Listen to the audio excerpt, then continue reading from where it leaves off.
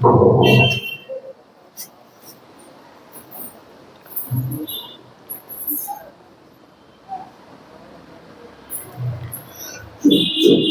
ಗುರುಭ್ಯೋ ನಮಃ. ಹರಿ ಓಂ.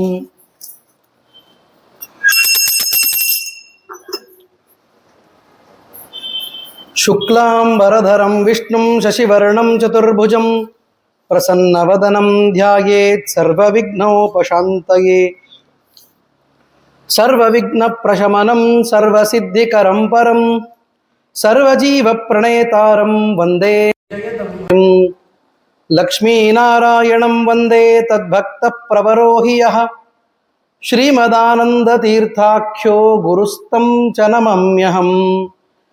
ವೇದೇ ರಾಮಾಯಣೇ ಚೈವ ಪುರಾಣೇ ಭಾರತೆ ತಥಾ ಆದಾವಂತೆ ಚ ಮಧ್ಯೆ ಚ ವಿಷ್ಣುಃ ಸರ್ವತ್ರ ಗೀಯತೆ.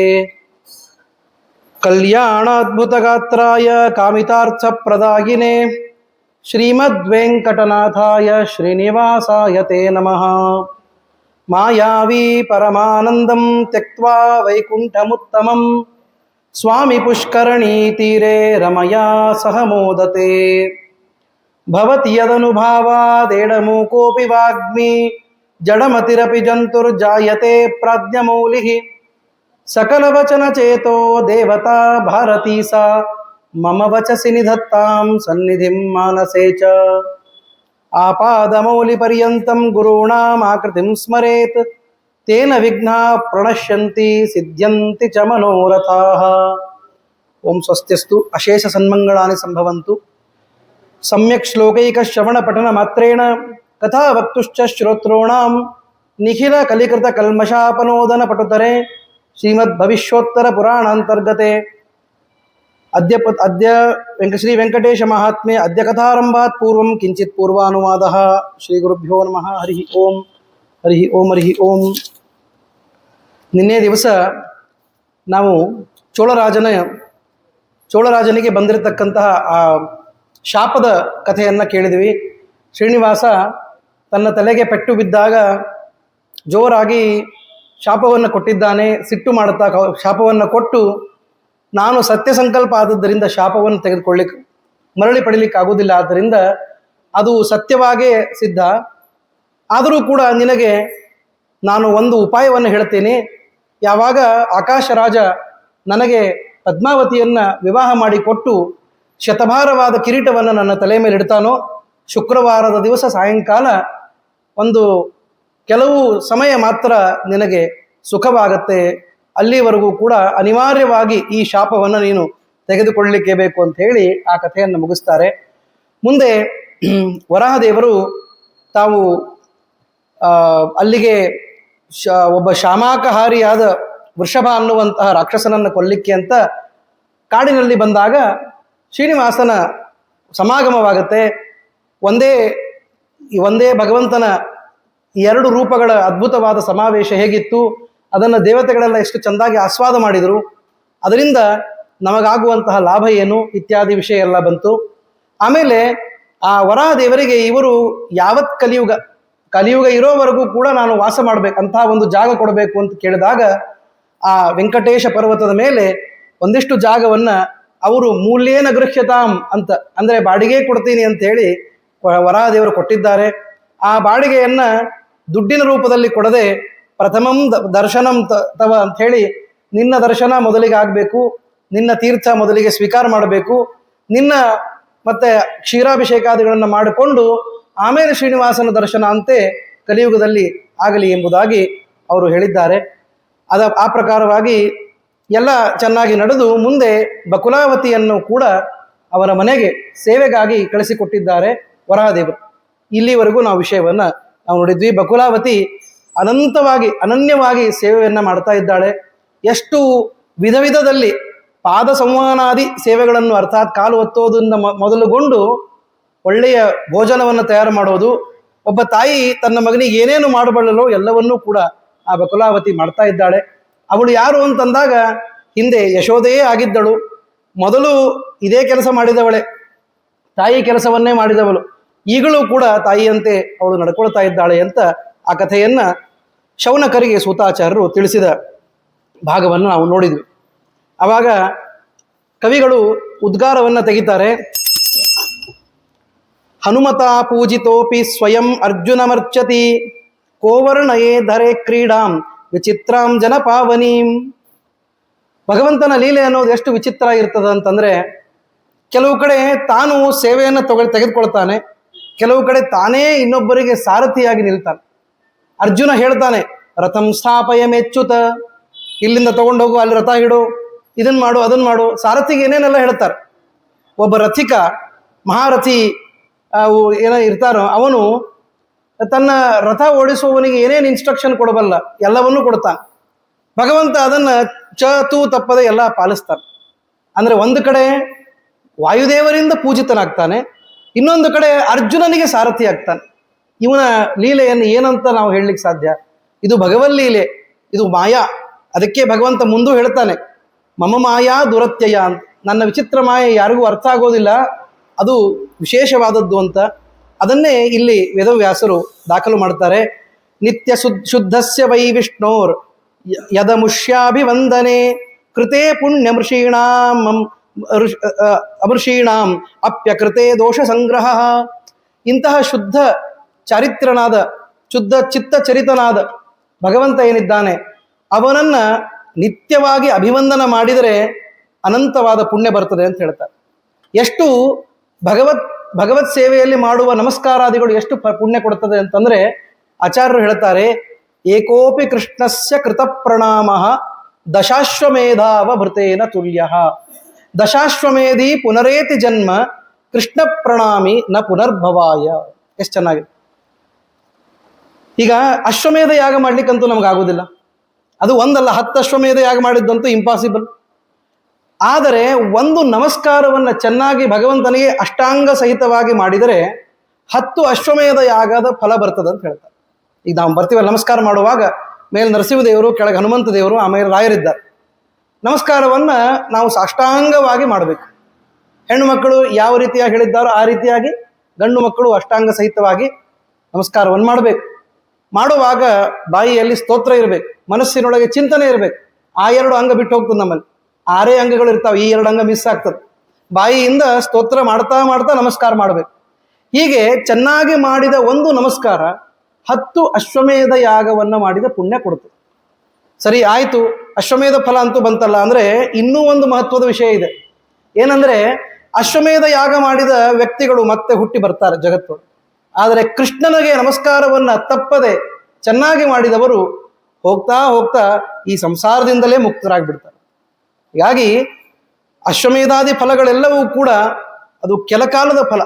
ಆದರೆ ಭಗವಂತನ ನಾಮಸ್ಮರಣೆ ನಮಸ್ಕಾರಾದಿಗಳಿಂದ ಬಂದ ಫಲ ಏನಿದೆ, ಇದು ಶಾಶ್ವತ ಫಲ. ಹೀಗಾಗಿ ಅದಕ್ಕೆ ಹೇಳ್ತಾರೆ, ಕೃತೇ ಪುಣ್ಯಂ, ಮಾಡಿದರೆ ಪುಣ್ಯ. ಋಷಿಗಳಿಗೂ ಕೂಡ ಇದು. ಯಾರು ಮಾಡೋದಿಲ್ಲ, ಇದನ್ನು ನಮಸ್ಕಾರಾದಿಗಳನ್ನು ಯಾರು ಮಾಡೋದಿಲ್ಲ, ಆವಾಗ ಅದು ದೋಷವನ್ನು ತಂದು ಕೊಡ್ತದೆ. ದೇವರೆಲ್ಲ ಅನುಕೂಲ ಕೊಟ್ಟಾಗ ಒಂದು ನಮಸ್ಕಾರಕ್ಕೆ ಎಷ್ಟು ಕಷ್ಟ ಆಗ್ಲಿಕ್ಕೆ ಶಕ್ಯ. ನಾವು 108 ಸೇವೆ ಮಾಡ್ಲಿಕ್ಕೆ ಹೋಗ್ತೀವ್ರಿ ಅಂತಂತಾರೆ. ಏನು ಮಾಡ್ತೀರಿ ಸೇವೆ ಅಂದರೆ ಒಂದು 108 ಪ್ರದಕ್ಷಿಣೆ ಆಗ್ತಾರೆ. ಇಷ್ಟೇ ಅಂದ್ರೆ ಸಣ್ಣದು ಅಂತ ಹಿಂಗೆ ಅರ್ಥ ಅಲ್ಲ, ನಾವು ಮಾಡೋದಷ್ಟೇ ಇರ್ತದೆ. ಆದರೆ ಭಗವಂತ ಅದಕ್ಕೆ ಕೊಡೋ ಫಲ ಎಷ್ಟು ದೊಡ್ಡದು ಅದನ್ನು ಯೋಚನೆ ಮಾಡೋದು. ಹೀಗಾಗಿ ನಾವು ಎಷ್ಟೇ ಸೇವೆ ಮಾಡಲಿ ಭಗವಂತ ಅದನ್ನು ಅನಂತ ಮಡಿ ಮಾಡಿ ಕೊಡ್ತಾನೆ. ಇದು ಅವನ ಸ್ಪೆಷಾಲಿಟಿ, ಇದು ಅವನ ದೊಡ್ಡಸ್ತಿಕೆ ಅಂತ ಅಲ್ಲಿ ಹೇಳ್ತಾರೆ. ತಸ್ಮಾತ್ ಪೂಜ್ಯ ಸುರೈರ್ಯಜ್ಞೈ ಋಷಿಭಿಸ್ತತ್ವಕೋವಿದೈ ಪಿತೃಭಿರ್ಭೂಮಿಪೈರ್ ವಿಪ್ರೈ ಮಾನವೈ ರಾಕ್ಷಸೈ ಜಡೈ. ಯಾರಾದರೂ ಇರ್ಕೊಳ್ಳಿ, ಎಂಥವರೇ ಇರಲಿ, ರಾಕ್ಷಸರಿರಲಿ, ಯಕ್ಷರಿರಲಿ, ಕಿಂಪುರುಷರಿರಲಿ, ಕಿನ್ನರರಿರಲಿ, ದೇವತೆಗಳಿರಲಿ, ದೈತ್ಯರಿರಲಿ, ಯಾರಾದರೂ ಅಷ್ಟೇ ಯಜ್ಞಗಳ ಮೂಲಕ ಭಗವಂತನನ್ನು ತೃಪ್ತಿಪಡಿಸಬೇಕು. ಯಜ್ಞೋ ಯಜ್ಞಪತಿರ್ಯಜ್ವ ಯಜ್ಞಾಂಗೋ ಯಜ್ಞವಾಹನ ಯಜ್ಞಭೃತ್ ಯಜ್ಞಕೃತ್ ಯಜ್ಞಿ ಯಜ್ಞಾಂಗೋ ಯಜ್ಞವಾಹನ ಅಂತ. ಅಂದ್ರೆ ಏನರ್ಥ? ಯಜ್ಞ ಎಂಬ ಹೆಸರಿನಿಂದಲೇ ಪರಮಾತ್ಮನ ಕರೀತಾರೆ. ಮತ್ತು ಯಜ್ಞದ ಸರ್ವಸಾರವನ್ನು ಭೋಕ್ತೃವಾದವನು ಅವನೇ. ನಿನ್ನೆ ಬಂತಲ್ಲ, ಭೃಗು ಋಷಿಗಳು ಏನು ಫೈನಲ್ ಮಾಡಿದರು ಅಂದರೆ, ಎಲ್ಲ ಯಜ್ಞಗಳಿಗೂ ಸಾರಭೋಕ್ತೃವಾದವನು ಯಾರು ಅಂದರೆ ಹರಿಹಿ ಸರ್ವೋತ್ತಮ ಸ್ವಯಂ ಅಂತ ಹೇಳಿದರು. ಹೀಗಾಗಿ ಹರಿಯೇ ಆ ಯಜ್ಞಗಳ ಭೋಕ್ತ ಆಗಿದ್ದಾನೆ ಅಂತ. ಹೀಗೆ ನಾವು ಮಾಡುವ ಪ್ರತಿಯೊಂದು ಕೆಲಸಗಳು ಕೂಡ ಯಜ್ಞದ ರೂಪದಲ್ಲಿ ಭಗವಂತನಿಗೆ ಸಮರ್ಪಣೆ ಮಾಡಬೇಕು. ಒಂದು ಸ್ನಾನ ಮಾಡ್ತೀರಾ, ಅದೊಂದು ಯಜ್ಞ. ಒಂದು ಊಟ ಮಾಡ್ತೀವ, ವೈಶ್ವಾನರ ಯಜ್ಞ. ನಿದ್ರೆ ಮಾಡುವಾಗ ಒಂದು ಯಜ್ಞ. ಹೀಗಾಗಿ ಇಡೀ ಜೀವನವೇ ಯಜ್ಞಮಯ ಅಂತ ತಿಳ್ಕೊಂಡು ಮಾಡಿದರೆ ನಮ್ಮ ಜೀವನ ಅನ್ನೋದು ಅದು ಸ್ಪಿರಿಚುವಲ್ ಆಗ್ತದೆ. ಜನ ತಪ್ಪು ತಿಳ್ಕೊಂಡಿದ್ದಾರೆ. ಸ್ಪಿರಿಚುವಲ್ ಅಂದ್ರೆ ರಿಲಿಜಿಯಸ್ ಅಲ್ಲ. ಸ್ಪಿರಿಚುವಲ್ ಅಂದ್ರೆ ಮನಸ್ಸಿನ ಯಾವ ಚಿತ್ತ ಅದಲ್ಲ, ಚಿತ್ತ ಶುದ್ಧಿ ಆಗೋದು. ಚಿತ್ತ ಶುದ್ಧಿ ಅಂದ್ರೆ ಏನು? ಚಿತ್ತ ಯಾವಾಗಲೂ ಕೂಡ ಭಗವದೇಕ ನಿಷ್ಠವಾಗೋದು. ಅದಕ್ಕೆ ನಾವು ಸ್ಪಿರಿಚುವಲ್ ಅಂತ ಕರಿತೀವಿ. ಸ್ಪಿರಿಟ್ ಅಂದ್ರೆ ಏನು? ಆತ್ಮ. ಆತ್ಮ ಅಂದ್ರೆ ಪರಮಾತ್ಮ ಅಂತ ಅರ್ಥ. ಸ್ಪಿರಿಟ್ ಶಬ್ದದಿಂದ ಸ್ಪಿರಿಚುವಲ್ ಅಂತ ಬಂದದ್ದು. ಆದ್ದರಿಂದ ಭಗವದ್ ವಿಷಯಕ ಚಿಂತನೆ ಇರೋದೇ ಸ್ಪಿರಿಚುವಾಲಿಟಿ, ಇನ್ನೇನು ಅಲ್ಲ. ಭಗವದ್ ವಿಷಯಕ ಚಿಂತನೆ ಇರೋದಂದ್ರೆ ಏನು? ನಾವು ಸಾಯಂಕಾಲ ಪ್ರವಚನ ಬಂದಾಗಷ್ಟು ಮಾಡ್ಬೋದು, ಸಂಧ್ಯಾ ವಂದನೆ ಕೂತಾಗ, ದೇವ್ರ ಪೂಜೆ ಮಾಡಿದಾಗ ಅಲ್ಲ. ಮನೆಯೊಳಗೆ ಕಸ ತೆಗಿತೀರಾ? ಅದು ಭಗವತ್ ಚಿಂತನೆ ಮಾಡಬೇಕು. ಇದು ಭಗವಂತನ ಮನೆ, ನಾನು ಕಸ ತೆಗಿತಾ ಇದ್ದೀನಿ. ಈಶಾವಾಸ್ಯಮಿದಂ ಸರ್ವಂ ಯತ್ಕಿಂಚ ಜಗತ್ಯಾಂ ಜಗತ್ ತೇನ ತ್ಯಕ್ತೇನ ಭುಂಜೀತಾಹ ಮಾಗೃತ ಕಸ್ಯ ಸ್ವಿಧನಂ ಅಂತ ಚಿಂತನೆ ಮಾಡಿದರೆ ಮಾಡುವ ಸಣ್ಣ ಕೆಲಸ ದೊಡ್ಡ ಪೂಜೆ ಆಗಿಬಿಡುತ್ತೆ. ಯತ್ ಕರೋಮಿ ಜಗನ್ನಾಥ ತದಸ್ತು ತವ ಪೂಜನಂ ಅಂತ.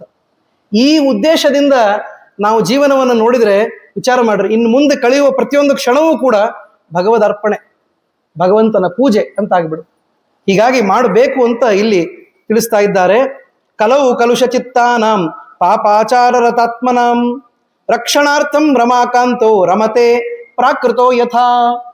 ಈ ವೆಂಕಟೇಶ ದೇವರು ಪದ್ಮಾವತಿಯನ್ನು ಮದುವೆ ಆಗ್ಬೇಕು ಅನ್ನೋದು ಒಂದು, ತನ್ನ ತಾಯಿಯಾದ ಯಶೋದೆಗೆ ಹಿಂದೆ ಮಾತು ಕೊಟ್ಟಿದ್ದ, ಅದಕ್ಕಾಗಿಯೂ ಬಂದ ಅನ್ನೋದು ಎರಡು. ನಿಜವಾದ ಇನ್ನೊಂದು ಪ್ರಧಾನ ಕಾರಣ ಇದೆ. ಏನಂದ್ರೆ ಭಗವಂತ ತಾನು ಇದ್ದಲ್ಲಿ ಇದ್ದು ಬಿಟ್ಟ ಅಂತಂದ್ರೆ ತನ್ನ ವಿಶೇಷವಾದ ಮಹಿಮೆಗಳನ್ನು ತೋರಿಸದೇ ಇದ್ರೆ ನಾವು ಇವತ್ತು ಕೂತಿಷ್ಟು ಮಾತಾಡ್ತಾ ಇರಲಿಲ್ಲ. ಹೌದಾ ಇಲ್ಲ? ಸ್ಮೃತಿ ಕೀರ್ತನ ಪ್ರಣತಿ ಬಿರ್ ವಿಮುಕ್ತಯೇ ಸ್ವಜನಶ್ಚ ಯಾತ್ಯಯ ಅನೇಕ ರೂಪತಾಂ ಅಂತ ಅದ್ವಿಜಯದಲ್ಲಿ ಹೇಳ್ತಾರೆ. ಭಗವಂತ 10 ರೂಪಗಳನ್ನು ಯಾಕೆ ತಗೊಂಡ? ಒಂದು ತಗೊಂಡ್ರೆ ಸಾಕಪ್ಪ. ನರಸಿಂಹ ರೂಪ ಭಾರಿ ವಿಲಕ್ಷಣವಾದದ್ದು, ಸಾಕೆ ಸಾಕು ಅಂದ್ರೆ ಇಲ್ಲ. ಜನ ವೆರೈಟಿ ಕೇಳ್ತಾರೆ. ನೋಡಿರ್ಬೇಕಾದ್ರೆ ನಾವು ಮನೆಯೊಳಗೆ ದಿನ ಒಂದೇ ಚಪಾತಿ ತಿನ್ಲಿಕ್ಕೆ ಆಗ್ತದ, ಒಂದ್ ದಿವಸ ದೋಸೆ, ಒಂದ್ ದಿವಸ ಇಡ್ಲಿ ಅಂತೆಲ್ಲ ಮಾಡ್ತೀವಿ. ಯಾಕೆ ಮಾಡ್ತೀವಿ ಅಂದ್ರೆ ವೆರೈಟಿ ಬೇಕು ಅಂತ. ನೋಡಿದ್ರೆ ಒಳಗೋಗಿ ಆಗೋದೇನು ಅಂದ್ರೆ ಮತ್ತೆ ಅದೇ ಶುಗರ್ರೇ, ಇನ್ನೇನು ಇಲ್ಲೇ ಇಲ್ಲ. ನೋಡಿರ್ಬೇಕಾರೆ ಅದೇ ಕ್ಯಾಲೋರೀಸು ಅದೇ ಶುಗರ್ರೇ ಆಗೋದು ಒಳಗೋಗಿ, ಅದು ಚಪಾತಿ ರೂಪದಲ್ಲಿ ಇರಲಿ, ಅಕ್ಕಿಯ ರೂಪದಲ್ಲಿ ಇರಲಿ. ಅರ್ಥ ಏನು ಅಂದ್ರೆ ಮನುಷ್ಯನ ಸ್ವಭಾವ ಭಿನ್ನ ಭಿನ್ನವಾದ ವಸ್ತುಗಳನ್ನು ಅಪೇಕ್ಷೆ ಮಾಡೋದು. ಅದಕ್ಕೆ ದೇವರಂದ ಈ ಸ್ವಭಾವಕ್ಕೆ ಅನುಗುಣವಾಗಿ ಭಿನ್ನ ಭಿನ್ನವಾದ ರೂಪಗಳನ್ನೇ ನಾವು ತಗೊಂಡ್ಬಿಡ್ತೀವಿ. ಒಂದು ಕಡೆ ಮೀನ, ಒಂದು ಕಡೆ ಕೂರ್ಮ, ಒಂದು ಕಡೆ ವರಾಹ, ಒಂದು ಕಡೆ ವಾಮನ, ನರಸಿಂಹ, ಎಲ್ಲ ರೂಪಗಳನ್ನು ಪರಮಾತ್ಮ ತೆಗೆದುಕೊಂಡಿದ್ದಾನೆ. ಹೀಗೆ ಬೇರೆ ಬೇರೆ ರೀತಿಯಲ್ಲಿ ಭಗವಂತ ಪ್ರಾಕೃತನಾಗಿ, ಪ್ರಾಕೃತ ಅಂದ್ರೆ ನಮ್ಮಂತೆ ಸಾಮಾನ್ಯರಾಗಿ ಮನುಷ್ಯ ವೃತ್ತಿಯನ್ನು ಕೂಡ ತೋರಿಸಿದ್ದಾನೆ. ದುಃಖಪಟ್ಟಿದ್ದಾನೆ, ನಕ್ಕಿದ್ದಾನೆ, ಶೋಕಪಟ್ಟಿದ್ದಾನೆ. ಇವೆಲ್ಲವನ್ನು ಮಾಡಿ ವಿಡಂಬನೆಯಾಗಿ ಮಾಡಿ ತೋರಿಸಿದ್ದಾನೆ ದೇವರು. ಯಾಕೆ ಅಂದ್ರೆ ಇವೆಲ್ಲವನ್ನು ನೋಡಿ ನಾವು ಪಾಠ ಕಲೀಲಿ ಅಂತ. ಅದಕ್ಕೆ ಹೇಳ್ತಾರೆ ಮರ್ತ್ಯಾವತಾರಸ್ತ್ವಿಹ ಮರ್ತ್ಯ ಶಿಕ್ಷಣಂ. ಈ ಮನುಷ್ಯರ ಅವತಾರವನ್ನು ಏನು ತೆಗೆದುಕೊಂಡಿದ್ದಾನೆ ರಾಮ, ಕೃಷ್ಣ, ವೇದವ್ಯಾಸ ಅಂತ, ಅದು ಮನುಷ್ಯರಿಗೆ ಶಿಕ್ಷಣಕ್ಕಾಗಿ ಹೊರತು ಆ ದೋಷಗಳು ಅವನಲ್ಲೇ ಇದೆ ಅಂತ ತಿಳ್ಕೋಬಾರದು. ಗೊತ್ತಾಯ್ತಾ? ಹೀಗೆ ನಮ್ಮ ಉದ್ಧಾರಕ್ಕಾಗಿ ಭಗವಂತ ಮಾಡಿದ್ದಾನೆ ಅಂತ. ಕ್ಷೇತ್ರಸ್ಯ ಮಹಿಮಾ ದಿವ್ಯ ತಥಾ ತೀರ್ಥಸ್ಯ ವೈಭವ ತತ್ರ ಸಾಕ್ಷಾತ್ ರಮಾಕಾಂತಃ ಕಿಂ ತತ್ರ ಸುಕೃತಂ ಫಲಂ ಬಹುಜನ್ಮ ಅರ್ಜಿತೈ ಪುಣ್ಯೈ ಲಭ್ಯತೆ ಕ್ಷೇತ್ರ ದರ್ಶನಂ.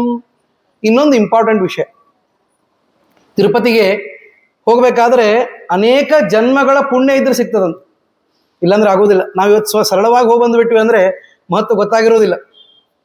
ಮೊದಲೆಲ್ಲ ಬರೀ ಧರ್ಮ ದರ್ಶನನೇ ಇದ್ದಿದ್ದಲ್ಲ, ಈ ಟಿಕೆಟ್ ದರ್ಶನ ಇರಲಿಲ್ಲ. ಅವಾಗ ಗೊತ್ತಾಗ್ತಿತ್ತು ಜನಕ್ಕೆ ಎಷ್ಟು ಕಷ್ಟದ ನಿಜವಾಗಿಯೂ. ಇಡೀ ದಿನ, 2 ದಿನ, 3 ದಿನ ನಿಂತು ದರ್ಶನ ತಗೊಳ್ಳೋರಿದ್ರು. ಆವಾಗ ನಿಜವಾದ ಕಷ್ಟ ಗೊತ್ತಾಗ್ತಿತ್ತು.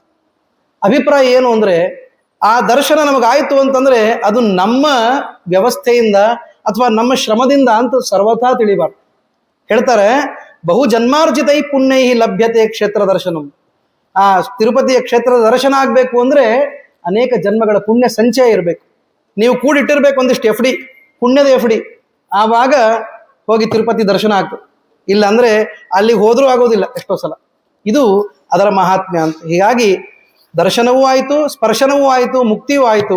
ಅದೆಲ್ಲವೂ ವೆಂಕಟೇಶ ದೇವರ ಮಹಾ ಆ ಒಂದು ಮಹಿಮೆಯಿಂದ ಆಗ್ತದೆ. ದುರ್ಲಭಂ ದೇವಸಂಗಾನ ಮನುಷ್ಯಾಣಂತೂ ಕಾಕಥ. ಹೀಗಾಗಿ ಮನುಷ್ಯರಿಗಂತೂ ಇದೊಂದು ವಿಶಿಷ್ಟವಾದಂತಹ ವಿಸ್ಮಯವೇ ಹೌದು.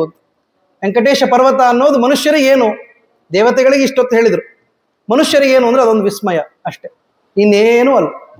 ಗೊತ್ತಾಯ್ತ್ರಿ?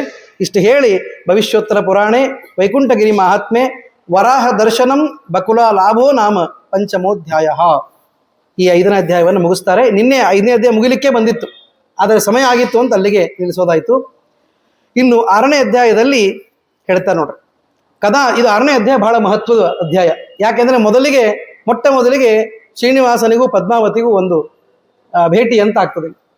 ಕದಾಚಿದ್ ವೆಂಕಟೇಶಸ್ತು ಚಿಂತಯಾಮಾಸ ವೈಹಯಂ ಮನಸ ಚಿಂತ್ಯಮಾನೇತು ಹಯ ಪ್ರತ್ಯಕ್ಷಮಾಗತಃ. ಒಂದು ಸಲ ಶ್ರೀನಿವಾಸ ಮನಸ್ಸಿನೊಳಗೆ ಅನ್ಕೊಂಡಂತ ಒಂದು ಕುದುರೆ ಬೇಕು ಅಂತ. ತಕ್ಷಣ ಕುದುರೆ ಬಂದು ನಿಂತು ಬಿಡುತ್ತೆ. ಯಾರು ಬಂದ್ರು ಅಂದ್ರೆ ವಾಯುರಶ್ವತ್ಥಮಾಪನ್ನೋ ರಜ್ಜುಸ್ತತ್ವಾಭಿಮಾನಿನಿ. ಆ ವಾಯುದೇವರೇ ಅಲ್ಲಿ ಕುದುರೆಯಾಗಿ ಬಂದ್ರು. ಆ ಕುದುರೆಗೆ ಹಿಡ್ಕೊಳ್ಳಿಕ್ಕೆ ಒಂದು ರಜ್ಜು ಇರ್ತದೆ, ಹಗ್ಗ. ಅದು ಯಾರು ಅಂದ್ರೆ ಮಹಾಲಕ್ಷ್ಮಿ ಅಂತ. ಮಹಾಲಕ್ಷ್ಮಿ ಅದ್ರೊಳಗೆ ಆಗಿ ಬಂದು ಅಂದ್ರೆ ಪರಮಾತ್ಮನಿಗೆ ವರದೋ ವಾಯುವಾಹನ ಅಂತಂತಾರು. ವಾಯುವಾಹನ ಅಂತ ದೇವ್ರನ್ನ ಯಾಕೆ ಕರೀತಾರೆ? ಗರುಡ ವಾಹನ ಹೌದು, ಆದರೆ ಪ್ರಧಾನವಾಗಿ ವಾಯುವಾಹನ. ಯಾಕೆ ಅಂದ್ರೆ ನಮ್ಮ ವಾಹನ ನಮಗೆ ಅತಿ ಹತ್ತಿರದ ವಸ್ತು. ಯಾಕಂದ್ರೆ ನಾವು ಎಲ್ಲೇ ಸಂಚಾರ ಮಾಡ್ಬೇಕಂದ್ರೂ ವಾಹನದ ಮೇಲೆ ಮಾಡ್ತೀವಿ. ಜೊತೆಗೆ ನಮ್ಮ ಕಾರ್ಯಕ್ಕೆ ಬಹಳ ಸಾಧಕವಾದ ಒಂದು ವಸ್ತು ವಾಹನ. ಹಾಗೆ ಪರಮಾತ್ಮನಿಗೆ ವಾಯುದೇವರು ಪ್ರಧಾನ ವಾಹನ. ಅದಕ್ಕಾಗಿ ವಾಯುದೇವರೇ ಅಶ್ವರೂಪದಲ್ಲಿ ಇಳಿದು ಬಂದ್ರಂತ. ಮಹಾಲಕ್ಷ್ಮಿ ಅದರೊಳಗೆ ಮತ್ತೆ ಆ ರಜ್ಜುವಿನ ರೂಪದಲ್ಲಿ ಇದ್ದಾಳೆ. ಬಂದ ತಕ್ಷಣ ಹಯೋ ಪರಿಸಮಾಸ್ಥಾಯ ಸರ್ವಾಭರಣ ಭೂಷಿತ. ಇವನೇನ್ ಮಾಡಿದ ಅಂದ್ರೆ ಅದೇನ್ ಮನಸ್ಸಿಗೆ ಬಂದಿತ್ತೋ, ಒಳ್ಳೆಯ ಬೇಟೆ ಆಡಬೇಕು ಅಂತ ನಿರ್ಧಾರ ಮಾಡಿ ಬೇಟೆ ಮಾಡೋಣ. ಯಾಕೆಂದ್ರೆ ಇವರೆಲ್ಲ ಕ್ಷತ್ರಿಯರಲ್ಲ ನೋಡಿರ್ಬೇಕಾದ್ರೆ. ಕೃಷ್ಣ ಬ್ರಾಹ್ಮಣ ರೂಪ ಇದರಲ್ಲಿ ಹುಟ್ಟಿದ್ದವನಲ್ಲ, ಅವನು ಕ್ಷತ್ರಿಯ. ಆದ್ದರಿಂದ ಕ್ಷಾತ್ರ ಅನ್ನೋದು ಮನಸ್ಸಿನೊಳಗೆ ಇದ್ದೇ ಇರುತ್ತೆ. ಅದೇ ರೀತಿ ಶ್ರೀನಿವಾಸನ ರೂಪವೂ ಅಷ್ಟೇ. ಅವನು ಬೇಟೆಯನ್ನು ಆಡಬೇಕು ಅಂತ ನಿರ್ಧಾರ ಮಾಡಿಕೊಂಡು ಒಂದು ಆ ಕುದುರೆಯನ್ನು ಕರೆದ. ವಾಯುದೇವರು ಬಂದರು, ಅದ್ರ ಮೇಲೆ ಹತ್ತು ಕೂತ. ಆದರೆ ಬೇಟೆ ಆಡ್ಲಿಕ್ಕೆ ಹೋಗೋ ವ್ಯಕ್ತಿ ಹೇಗೆ ಹೋಗ್ಬೇಕು? ಬೇಟೆಗೆ ಬೇಕಾದ ಎಲ್ಲ ವ್ಯವಸ್ಥೆ ಮಾಡ್ಕೊಂಡು ಹೋಗ್ಬೇಕು. ಏನು ಬೇಟೆ ಆಡ್ಲಿಕ್ಕೆ ಏನೇನು ಬೇಕು, ಆ ಬಾಣ ಬಿಲ್ಲು ಎಲ್ಲ ತೆಗೆದುಕೊಂಡು ಆ ರೀತಿ ಹೋಗ್ಬೇಕು. ಇವನು ಹೋಗ್ತಾ ಇರೋದು ಹೆಂಗೆ ಅಂದ್ರೆ ಅದನ್ನು ಕೇಳಿದ್ರೆ ಆಶ್ಚರ್ಯ ಆಗ್ತದೆ. ಮೊದಲಿಗೆ ಹೇಳಿದ್ದ ಸರ್ವಾಭರಣ ಭೂಷಿತ, ಚೆನ್ನಾಗಿ ಅಲಂಕಾರ ಮಾಡ್ಕೊಂಡಂತ. ಮೊದಲಿಗೆ ಕಾಂಚೀಂ ಬದ್ವಾ ರಮಾಕಾಂತಹ ಕಾಂಚೀಧಾಮ ವಿರಾಜಿತ. ಒಳ್ಳೆ ಉಡುದಾರ ಕಟ್ಕೊಂಡಂತ, ಟೊಂಕಪಟ್ಟಿ ಅದನ್ನ ಕಟ್ಟಿಕೊಂಡ. ಶುಭ್ರವಾದ ವಸ್ತ್ರ, ಅದು ಹೇಳ್ತಾರೆ, ಅದ್ರ ಸೈಜ್ ಹೇಳ್ತಾರೆ, ಮತ್ತೆ ಎಷ್ಟು ಪ್ರಿಸೈಸ್ ಆಗಿ ಹೇಳ್ತಾರೆ ನೋಡಿ. ಪಂಚದಶ ಹಸ್ತಂ ಬಿಭ್ರತ್ ತಥೋಪರಿ ಶುಭ್ರವರ್ಣಂ ಚೋತ್ತರೀಯಂ ಪಂಚಹಸ್ತಂ ತಥಾ ದದತ್. 15x5 15 ಮೊಳ ಉದ್ದ ಇರುವಂತಹ ಒಂದು ಬಿಳುಪಾದ ಧೋತ್ರ, ಒಳ್ಳೆ ಜರಿ ಪಂಚೆ ಅನ್ಬೋದು, ಅದನ್ನು ಉಟ್ಟುಕೊಂಡಂತೆ. 5 ಮೊಳ ಉದ್ದದ ಹೊದ್ದಿಗೆ ಮೇಲೆ ಅದನ್ನ ತೆಗೆದುಕೊಂಡು ಚೆನ್ನಾಗಿ ಅಲಂಕಾರವನ್ನು ಮಾಡ್ಕೊಂಡಿದ್ದಾನೆ. ಕನ್ನಡಿಯೊಳ ಮುಖ ನೋಡ್ಕೊಂಡಂತೆ ಎಷ್ಟು ಚೆಂದಾಗಿದ್ದೀನಿ ನಾನು ಅಂಥೇಳಿ ಒಂದು ಮೃತ್ತಿಕ, ಒಳ್ಳೆ ಬಿಳಿ ಮೃತ್ತಿಕೆಯನ್ನು ಹಚ್ಚಿಕೊಂಡು ಮಧ್ಯದಲ್ಲಿ ಕೆಂಪಾದ ಮೃತ್ತಿಕೆಯನ್ನು ಹಚ್ಚಿದ ಅಂತ ಬರೀತಾರೆ ನೋಡ್ರಿ. ಶ್ರೀನಿವಾಸನಿಗೆ ಇವತ್ತಿಗೂ ಹಂಗೆ ಹಚ್ಚೋದು. ಯಾರಾದರೂ ಶ್ರೀನಿವಾಸನಿಗೆ ಇದು ಹಚ್ಚೋ ಪದ್ಧತಿ ಎಲ್ಲಿದೆ ಅಂತ ಕೇಳಿದ್ರೆ ಭವಿಷ್ಯೋತ್ತರ ಪುರಾಣದಲ್ಲಿದೆ ಅಂತ ಹೇಳ್ಬೋದು. ಹೇಳ್ತೀನಿ ನೋಡ್ರಿ. ಹೇಳ್ತಾನೆ, ಧೃತ್ವ ಶುಭ್ರಾಂ ಚ ಮೃತ್ತಿಕಾಂ ತನ್ಮಧ್ಯೆ ಕುಂಕುಮಸ್ಯಾಪಿ ತಿಲಕಂ ಸುಮನೋಹರಂ. ಸೈಡಿಗೆ 2 ಬಿಳಿ ಮೃತ್ತಿಕೆ, ಮಧ್ಯದಲ್ಲಿ ಕೆಂಪು ಮೃತ್ತಿಕೆ. ಇದನ್ನ ಹಚ್ಚಿಕೊಂಡು ಕನ್ನಡಿಯನ್ನು ನೋಡ್ಕೊಂಡ. ಕನ್ನಡಿಯನ್ನು ನೋಡಬಾರ್ದಲ್ಲ ಮತ್ತೆ ಬ್ರಹ್ಮಚಾರಿಗಳು ಅಂತ ಪ್ರಶ್ನೆ ಯಾರಿಗಾದ್ರೂ ಬಂದಿತ್ತು. ಅವನು ಮದುವೆ ಆದವನೇ ಇದ್ದಾನೆ, ಬ್ರಹ್ಮಚಾರಿ ಅಲ್ಲ ಅವನು, ಮಹಾಲಕ್ಷ್ಮಿಯನ್ನು ಹುಡುಕೊಂಡು ಬಂದವನು ಅವನು. ಆದ್ದರಿಂದ ಅವನಿಗಿದು ಹತ್ತೋದಿಲ್ಲ. ಸಪೂಗಿ ಫಲತಾಂಬೂಲಂ ಚೂರ್ಣ ನಿಕ್ಷೇಪ ಪಾತ್ರಕಂ. ಒಳ್ಳೆಯ ಬಾಯಿ ಒಳಗೆ ಮುಖವಾಸ ಅಂತ ಕರೀತಾರೆ ಅದನ್ನು. ಅದರೊಳಗೆಲ್ಲ ಕಾಚು ಇದನ್ನು ಹಾಕ್ಕೊಂಡು ಪೂಗಿ ಫಲವನ್ನ ಚೆನ್ನಾಗಿ ತಯಾರು ಮಾಡಿ ಆ ವೀಳ್ಯವನ್ನು ಬಾಯಿಗೆ ಹಾಕೊಂಡಿದ್ದಾನೆ. ಹಾಕಿಕೊಂಡು ತಲೆ ಮೇಲೆ ಒಂದು ಕೆಂಪಾದ ಒಂದು ರುಮಾಲನ್ನು ಸುತ್ತಿಕೊಂಡಿದ್ದಾನೆ, ಪೇಟ ಕೆಂಪು ರುಮಾಲು ಸುತ್ತಿಕೊಂಡು ಕುಂಕುಮದಿಂದ, ಅದು ಹೇಳ್ತಾರಲ್ಲ ಕುಂಕುಮ ಕೇಸರಿ ಅಂತಾರೆ, ಅದನ್ನು ಮೈಗೆಲ್ಲ ಹಚ್ಚಿಕೊಂಡು ಚೆನ್ನಾಗಿ ತಯಾರಾಗಿದ್ದಾರೆ ನೋಡ್ರಿ. ಒಳಗೆ ಗೊತ್ತಿದೆ ಹೊರಟಿರೋದು ಬೇಟೆ ಆಡ್ಲಿಕ್ಕಲ್ಲ, ಪದ್ಮಾವತಿ ನೋಡ್ಲಿಕ್ಕೆ ಅಂತ. ಆದ್ರೆ ಅದನ್ನು ಹೇಳ್ತಾ ಇಲ್ಲ, ಬೇಟೆ ಆಡ್ಲಿಕ್ಕೆ ಹೊರಟ ಅಂತ ಹೇಳಿದೆ. ಹೀಗಾಗಿ ಕುಂಕುಮಾಕ್ತ ಸುಗಂಧೇನ ಲಿಪ್ತೋರೋ ಬಾಹುರಂಜಿತ ಕಬರೀಕೃತ ಕೇಶೇಶು ರಕ್ತವಸ್ತ್ರಂ ಸುವೇಷ್ಟ್ಯ ಚ. ಇದೆಲ್ಲ ಮಾಡಿಕೊಂಡು ಕೊನೆಗೆ ಧನುರ್ಬಾಣಗಳನ್ನು ತೆಗೆದುಕೊಂಡ ಅಂತ ಹೇಳಿದೆ. ಇಷ್ಟೊತ್ತು ನಾನು ಸ್ವಲ್ಪ ಹೇಳಿದೆ, ಇನ್ನೂ ಭಾಳ ಹೇಳಿದ್ದಾರೆ. ಅಷ್ಟು ಅಲಂಕಾರ ಮಾಡ್ಕೊಂಡ. ಪಾಪ ಹೆಣ್ಮಕ್ಳಿಗೆ ಬೈತಾರೆಲ್ಲ, ಅಲಂಕಾರ ಭಾಳ ಮಾಡ್ಕೊಳ್ತಾರೆ ಹೆಣ್ಮಕ್ಳು ಅಂತ. ನೋಡಿದ್ರೆ ಇವೇನು ಕಡಿಮೆ ಇಲ್ಲ. ಶ್ರೀನಿವಾಸ ನೋಡಿ ಎಷ್ಟು ಅಲಂಕಾರ ಮಾಡ್ಕೊಂಡಿದ್ದ. ಅದು ಎಲ್ಲಿ ಒಬ್ಬನೇ ಇದ್ದಾಗ ಬಕುಲಾವತಿ ಪಾಯಸ ಹೇಳ್ಕೊಟ್ಟಿರ್ಬೇಕಿದ್ರು. ಇಲ್ಲಾಂದ್ರೆ ಇಷ್ಟೊತ್ತಿರದೇ ಇರೋ ಈ ಅಲಂಕಾರ ಈ ಒಮ್ಮಿಂದೊಮ್ಮೆ ಎಲ್ಲಿಂದ ಬಂತು? ಆದ್ದರಿಂದ ಚೆನ್ನಾಗಿ ಅಲಂಕಾರವನ್ನು ಮಾಡಿಕೊಂಡು ಆ ಸುಂದರವಾದ ವಾಯುದೇವರೇ ಕುದುರೆಯ ರೂಪದಲ್ಲಿ ಬಂದಿದ್ದಾರೆ, ಅದರ ಮೇಲೆ ಹತ್ತಿ ಕೂತ್ಕೊಂಡಿದ್ದಾನೆ, ಧನುರ್ಬಾಣಗಳನ್ನು ಏರಿಸಿಕೊಂಡಿದ್ದಾನೆ. ಹೇಗೆ ಕಾಣಿಸ್ತಾ ಇದ್ದಾನೆ ಅಂದರೆ ಸಾಕ್ಷಾನ್ ಮನ್ಮಥ ಮನ್ಮಥ. ಇದು ಭಾಗವತದಲ್ಲಿ ಕೇಳ್ತಿರಲ್ಲ, ತಾಸಾಮಾವಿರಭೂಚೌರಿಹಿ ಸ್ವಯಮಾನ ಮುಖಂಬುಜ ಪೀತಾಂಬರದರ ಸ್ರಗ್ವಿ ಸಾಕ್ಷಾನ್ ಮನ್ಮಥ ಮನ್ಮಥ ಅಂತ ಗೋಪಿಗೀತದಲ್ಲಿ ಪರಿಪರಿಯಾಗಿ ವಿಲಾಪ್ ಮಾಡ್ತಾ ಇರ್ತಾರೆ ಗೋಪಿಯರು. ಕೊನೆಗೆ ಬರ್ತಾನೆ ಯಾರು? ಶ್ರೀಕೃಷ್ಣ ಪರಮಾತ್ಮ. ಅಲ್ಲಿ ಆವಿರ್ಭಾವನಾಗಿ ಬರ್ತಾನೆ. ಹೇಗೆ ಬರ್ತಾನೆ ಅಂದರೆ ಸಾಕ್ಷಾತ್ ಮನ್ಮಥ ಮನ್ಮಥ. ಮನ್ಮಥನ ಅಪ್ಪ ಇವನು. ಆದ್ದರಿಂದ ಅದಂತಾರಲ್ಲ, ನಿಮ್ಮ ಅಪ್ಪನಷ್ಟು ಚಂದ ಇದ್ದೇನಂತ, ಅದು ಸತ್ಯನೇ. ಮನ್ಮಥನಿಗೆ ಮನ್ಮಥ ಇವನು, ಅದಕ್ಕೆ ಅಷ್ಟು ಸುಂದರನಾಗಿ ತಯಾರಾಗಿದ್ದಾನೆ. ಏವಂ ಮನೋಹರಂ ರೂಪಂ ಧೃತ್ವಾ ಶ್ರೀ ವೆಂಕಟೇಶ್ವರ ಹಯಂ ರತ್ನ ಸಮಾಕೀರ್ಣೈ ಉಪಬರ್ಹೈರ್ವಿಭೂಷಿತಂ. ಮತ್ ಪಾಪ ಅದಕ್ಕೆ ಇವನಿಷ್ಟು ತಯಾರಾಗಿ ಅಶ್ವಕ್ಕೆ ಏನೂ ಇಲ್ಲ ಅಂದ್ರೆ ಹೆಂಗೆ? ಅವನು ವಾಯುದೇವರು, ಆದ್ದರಿಂದ ಅದಕ್ಕೂ ಒಂದಿಷ್ಟು ಅಲಂಕಾರ ಮಾಡಿದ್ದಾನೆ. ಯಾವ ಕುದುರೆ ಇದೆ ಅದಕ್ಕೂ ಕೂಡ ಅಲಂಕಾರವನ್ನೆಲ್ಲ ಮಾಡಿ ಆ ವಾಯು ವೇಗದಲ್ಲಿ ಹೋಗುವ ಅಶ್ವವನ್ನು, ಮಜಾ ನೋಡ್ರಿ, ಯಾವ ಅಶ್ವನು ಅಶ್ವದ ವೇಗದಲ್ಲಿ ಹೋಗ್ತದೆ, ವಾಯು ವೇಗದಲ್ಲಿ ಹೋಗುವುದಿಲ್ಲ. ಇದೊಂದೇ ಅಶ್ವ ವಾಯು ವೇಗದಲ್ಲಿ ಹೋಗೋದು. ಅದನ್ನು ಏರಿಕೊಂಡು ಆ ಗಿರಿಯ ಯಾವ ವೆಂಕಟೇಶ ಪರ್ವತ ಇದೆ ಅಲ್ಲಿಂದ ಇಳಿದು ಕೆಳಗೆ ಬಂದಿದ್ದಾನೆ. ಬಂದು ಎಲ್ಲ ಮೃಗಗಳ ಬೇಟೆ ಆಡ್ತಾನೆ. ಮೊದಲಿಗೆ ಬಂದು ಕೆಲಸ ಮಾಡಬೇಕಲ್ಲ, ಏನೇನು ಆಡಿದ ಅಂತ ಹೇಳ್ತಾರೆ. ಮೃಗಾನ್ ಬಹುವಿಧಾಕಾರಾನ್ ಸಿಂಹ ಶಾರ್ದೂಲ ಜಂಬುಕಾನ್.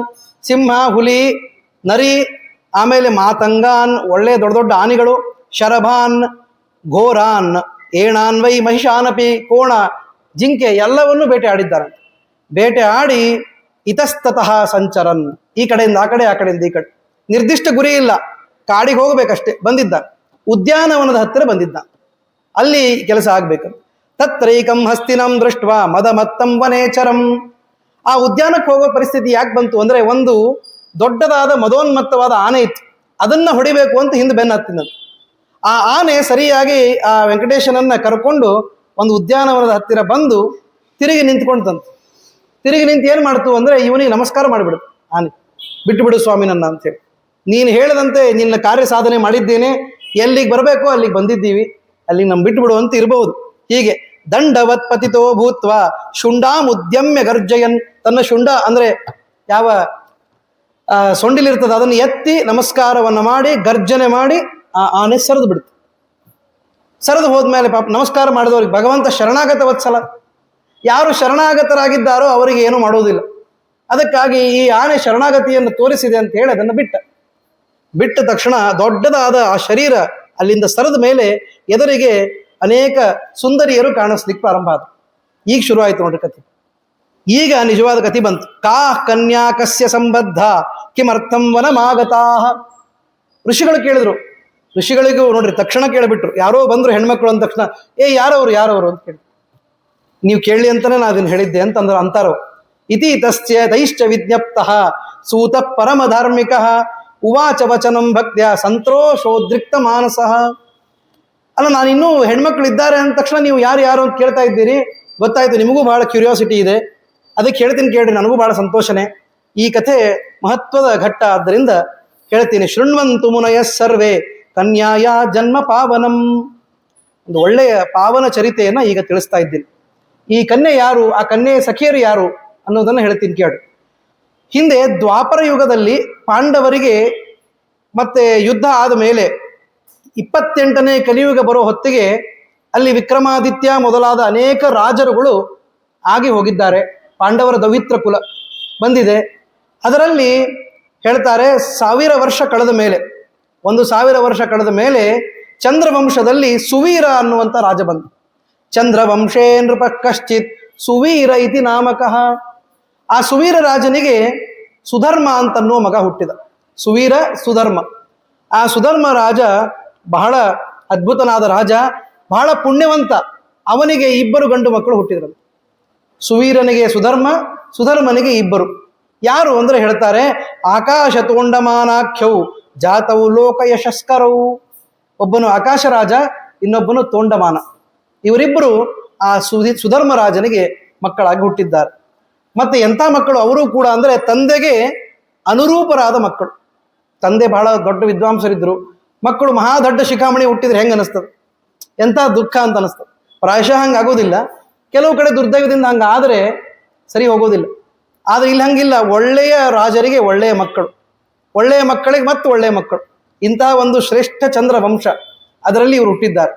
ಜಜ್ಞೆ ಆಯ್ತಾ, ಧರ್ಮಿಷ್ಠವು ಹರಿಭಕ್ತವು ತವು ನಾರಾಯಣ ಪರಾಯಣವು. ಆ ಇಬ್ಬರು ಮಕ್ಕಳು ಕೂಡ ಒಳ್ಳೆಯ ಹರಿಭಕ್ತರಾಗಿದ್ದಾರೆ ಮತ್ತು ನಾರಾಯಣ ಪರಾಯಣವು, ಎಲ್ಲ ಕಡೆ ಭಗವತ್ ಚಿಂತನೆಯನ್ನೇ ಮಾಡುವರು. ಹಿಂದೆ ಪ್ರಿಯವ್ರತ ರಾಜರ ಕಥೆ ಹೇಳಬೇಕಾದ್ರೆ ಭಾಗವತದಲ್ಲಿ ಒಂದು ಕಥೆ ಬರ್ತದೆ. ಅವರು ಮದುವೆ ಆಗ್ಲಿಕ್ಕೆ ಒಲ್ಲೆ ಅಂತ ಕೂತು ಬಿಡ್ತಾರೆ. ಪ್ರಿಯವ್ರತ ರಾಜರು ಅಂದ್ರೆ ಯಾರು? ಸಾಕ್ಷಾತ್ ಸ್ವಯಂಭುವ ಮನುರಾಜರ ಮಗ, ದೊಡ್ಡ ಮಗ. ಅವರು ಮದುವೆ ಆಗೋದಿಲ್ಲ ಅಂತಂತಾರೆ. ಯಾಕೆ ಅಂದ್ರೆ ಯಾರು ಕಷ್ಟಪಡ್ತಾರೆ?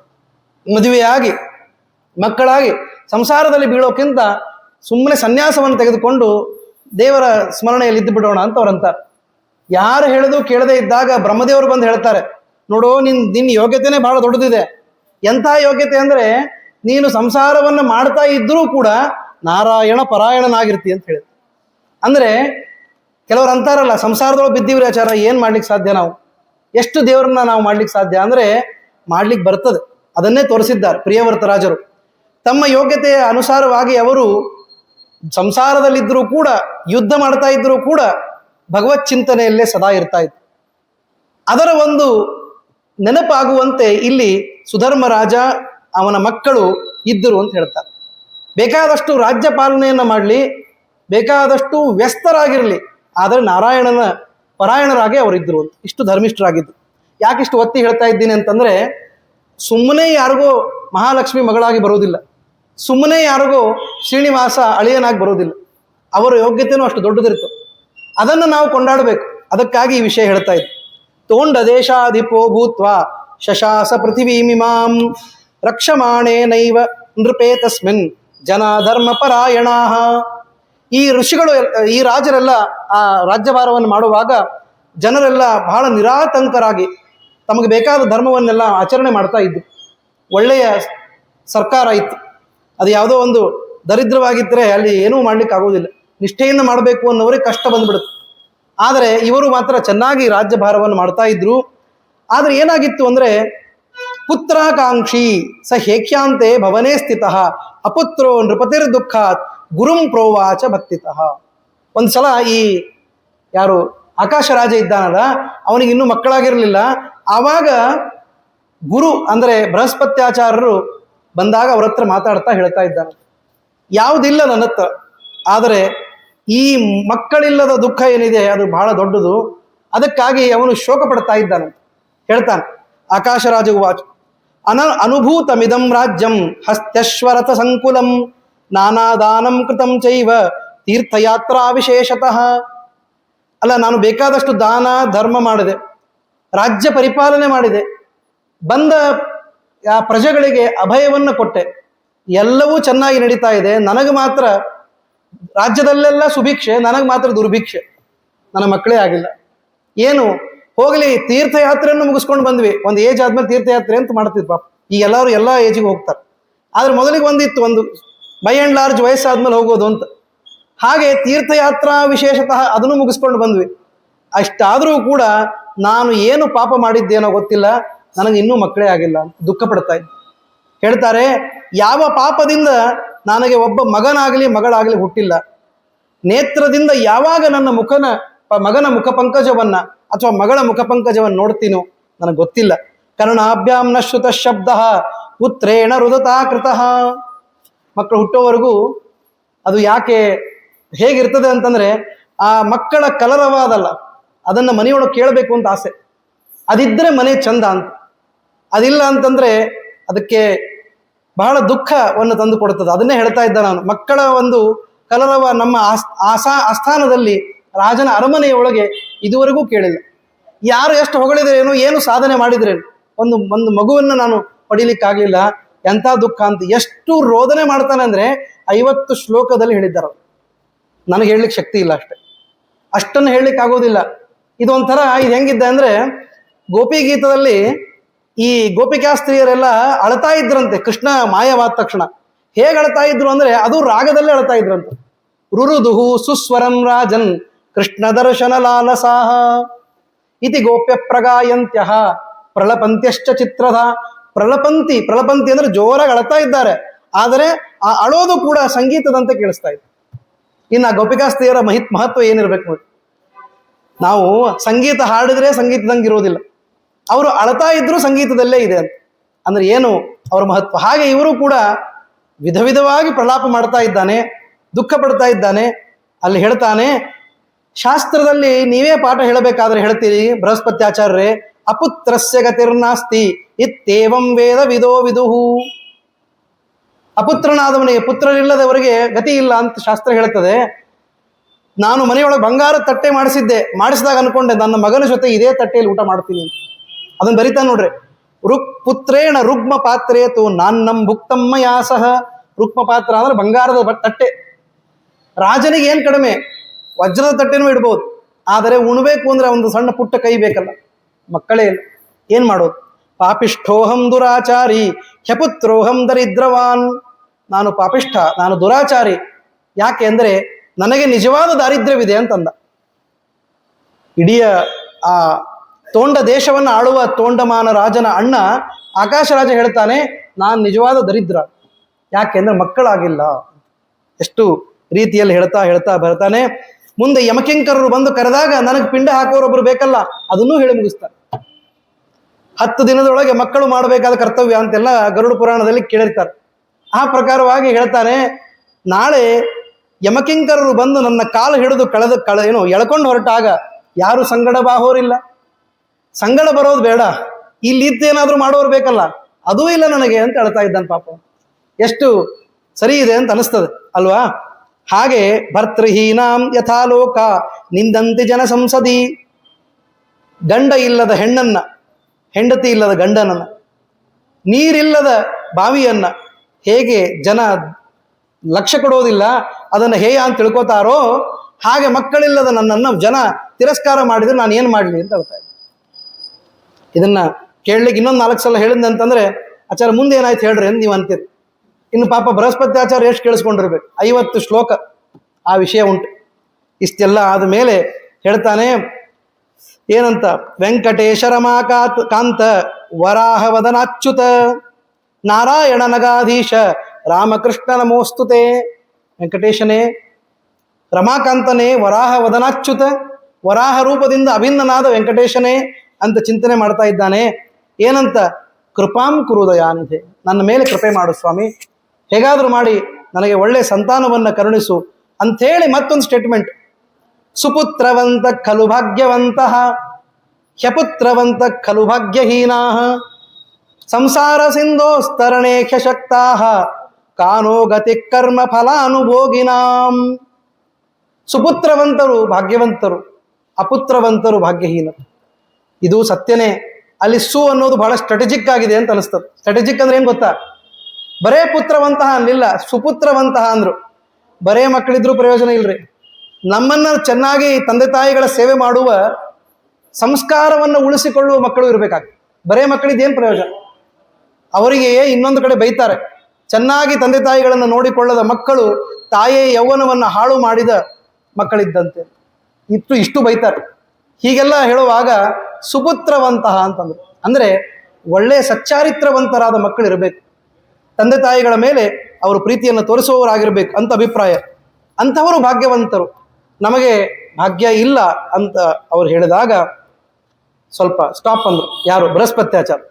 ಏನೂ ಚಿಂತೆ ಮಾಡಬೇಡ, ಇದು ಪರಿಸ್ಥಿತಿ ನಿನಗೆ ಅಷ್ಟೇ ಅಲ್ಲ ಬಂದಿದ್ದು. ರಾಮಚಂದ್ರ ಅವತಾರ ಮಾಡಬೇಕಾದ್ರೆ ಅವ್ರ ತಂದೆಗೆ ಎಲ್ಲಿ ಮಕ್ಕಳಿದ್ರು ನೆನಪು ಮಾಡ್ಕೋ. ಅಲ್ಲೂ ಕೂಡ ಇದ್ದಿರಲಿಲ್ಲ. ಅಲ್ಲಿ ಏನ್ ಮಾಡಿದ್ರು, ಒಂದು ಯಜ್ಞ ಮಾಡಿದ್ರು, ಪುತ್ರಕಾಮೇಷ್ಟಿ ಯಾಗವನ್ನು ಮಾಡಿದ್ರು. ಆವಾಗ ಹುಟ್ಟಿದವರು ಶ್ರೀರಾಮಚಂದ್ರ ಮತ್ತು 4 ಜನ, ಟೋಟಲ್ 4 ಜನ ಹುಟ್ಟಿದ್ರು. ಹಾಗೆ ನೀನು ಕೂಡ ಹಿರಿಯರು ಮಾಡಿದ ಯಾವ ಕರ್ತವ್ಯವಿದೆ, ಯಜ್ಞವಿದೆ, ಅದನ್ನು ನೀನು ಮಾಡು, ನಿನಗೂ ಮಕ್ಕಳಾಗ್ತದೆ. ಸಿಂಪಲ್. ಅದಕ್ಕೆ ಹಿರಿಯರು ಏನ್ ಮಾಡ್ತಾರೆ ಅಂತ ನಮ್ಗೆ ಗೊತ್ತಿರಬೇಕು. ಯಾಕೆ ನಮ್ಮ ವಂಶದ ವಂಶಾವಳಿ ನಮ್ಗೆ ಗೊತ್ತಿರಬೇಕು, ಅವರ ಬಗ್ಗೆ ನಮ್ಗೆ ಯಾಕೆ ಮಹತ್ವ ಗೊತ್ತಿರಬೇಕು ಅಂದ್ರೆ ಇದೇ ಕಾರಣಕ್ಕೆ. ಅವರು ಏನೋ ದೊಡ್ಡದನ್ನ ಮಾಡಿದ್ದಕ್ಕೆ ನಾವು ಅದರ ಒಂದು ಸ್ವಲ್ಪವನ್ನಾದ್ರೂ ಮಾಡಬೇಕು ಅಂತ ನಮ್ಗೆ ತಿಳುವಳಿಕೆ ಬರುತ್ತೆ. ನಮ್ಮ ಹಿರಿಯರು 100 ಮಾಡ್ತಾ ಇದ್ರೆ ನಮ್ಗೆ 10 ಆದ್ರೂ ಮಾಡಬೇಕು ಅಂತ ಬುದ್ಧಿ ಬರ್ತದೆ, ಆಸಕ್ತಿ ಬರುತ್ತೆ. ಅದಕ್ಕಾಗಿ ಮಾಡಬೇಕು ಅಂತ ಅನ್ನೋ ಅಭಿಪ್ರಾಯ. ಸರಿ ಆಯ್ತು. ಏನ್ ಮಾಡಬೇಕು ಅಂತಂದಾಗ, ಯಜ್ಞಂ ಕುರು ನೃಪಶ್ರೇಷ್ಠ ಪುತ್ರಸ್ತೇನ ಭವಿಷ್ಯತಿ. ಪಕ್ಕ ಹೇಳ್ತೀನಿ ಕೇಳು, ಯಜ್ಞ ಮಾಡು, ನಿನಗೊಬ್ಬ ಗಂಡಸ್ ಮಗ ಹುಟ್ಟುತ್ತಾನೆ ಅಂತ ಹೇಳಿ. ಒಳ್ಳೆ ಯಜ್ಞ ಮಾಡು. ಗುರೋರ್ ವಾಕ್ಯಂ ಸಮಾಕರ್ಣ್ಯ ಯಜ್ಞಾಯ ಶೋಧ ಯದ್ಧರಾಮ್. ಒಂದೇ ನಿಮಿಷ, ಏನು ವಿಚಾರ ಇಲ್ಲ, ಯಜ್ಞ ಮಾಡು ಅಂತ ಗುರುಗಳು ಹೇಳಿದ್ರು. ತಕ್ಷಣಕ್ಕೆ ಅವನು ತಯಾರಾಗಿ ಬಿಟ್ಟ. ಅಲ್ಲಿ ಯಜ್ಞಕ್ಕೆ ಸಿದ್ಧ ಮಾಡಬೇಕಾದ್ರೆ ಒಂದು ಯಜ್ಞ ವೇದಿಕೆ ಅಂತ ಮಾಡ್ತಾರೆ. ಅದಕ್ಕಾಗಿ ಆ ಭೂಮಿಯನ್ನು ಮೊದಲು ಉಳ್ಬೇಕು, ಚೆನ್ನಾಗಿ ನೇಗಲಿನಿಂದ ಅದನ್ನ ಸರಿಯಾಗಿ ಹಸನು ಮಾಡಿ ಅಲ್ಲಿ ಯಜ್ಞ ವೇದಿಕೆಯನ್ನು ಸಿದ್ಧ ಮಾಡಬೇಕು. ಅದಕ್ಕೆ ಅವನು ಹೇಳ್ದ, ಈ ಸತಿ ನೀವು ಯಾವುದು ಸಾಮಾನ್ಯವಾದ ನೇಗಲನ್ನು ತಗೋಬೇಡ್ರಿ, ಬಂಗಾರದ ನೇಗಲು ಮಾಡಿಸಿದ್ದೇನೆ, ಅದರಿಂದ ಭೂಮಿಯನ್ನ ಶೋಧನೆಯನ್ನ ಮಾಡ್ರಿ ಅಂತ ಹೇಳ್ತಾರೆ ನೋಡ್ರಿ. ಶೋಧ್ಯಮಾನೇ ಧರಾ ಪೃಷ್ಠೆ ತತ್ರ ಪದ್ಮಂ ದದರ್ಶಸಃ.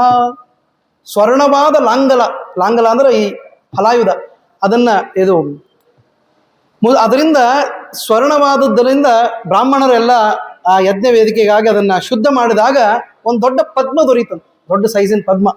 ಅದಕ್ಕೆ 1,000 ದಳ ಇತ್ತು. 1,000 ದಳದ ಪದ್ಮ ಎಲ್ಲಿ ಸಿಕ್ತು?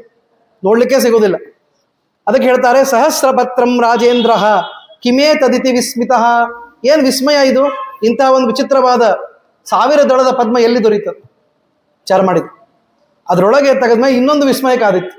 ಇದೇ ಪದ್ಮನೇ ಮೊದಲು ವಿಸ್ಮಯ, ಪದ್ಮ ಗರ್ಭವಾದ ಇನ್ನೊಂದು ಕೂಸಿತ್ತಂತೆ, ಒಂದು ಸುಂದರವಾದ ಹೆಣ್ಣು ಕೂಸು. ಅದನ್ನು ನೋಡಿ ಆಶ್ಚರ್ಯ ಆಗ್ಬಿಡ್ತದೆ.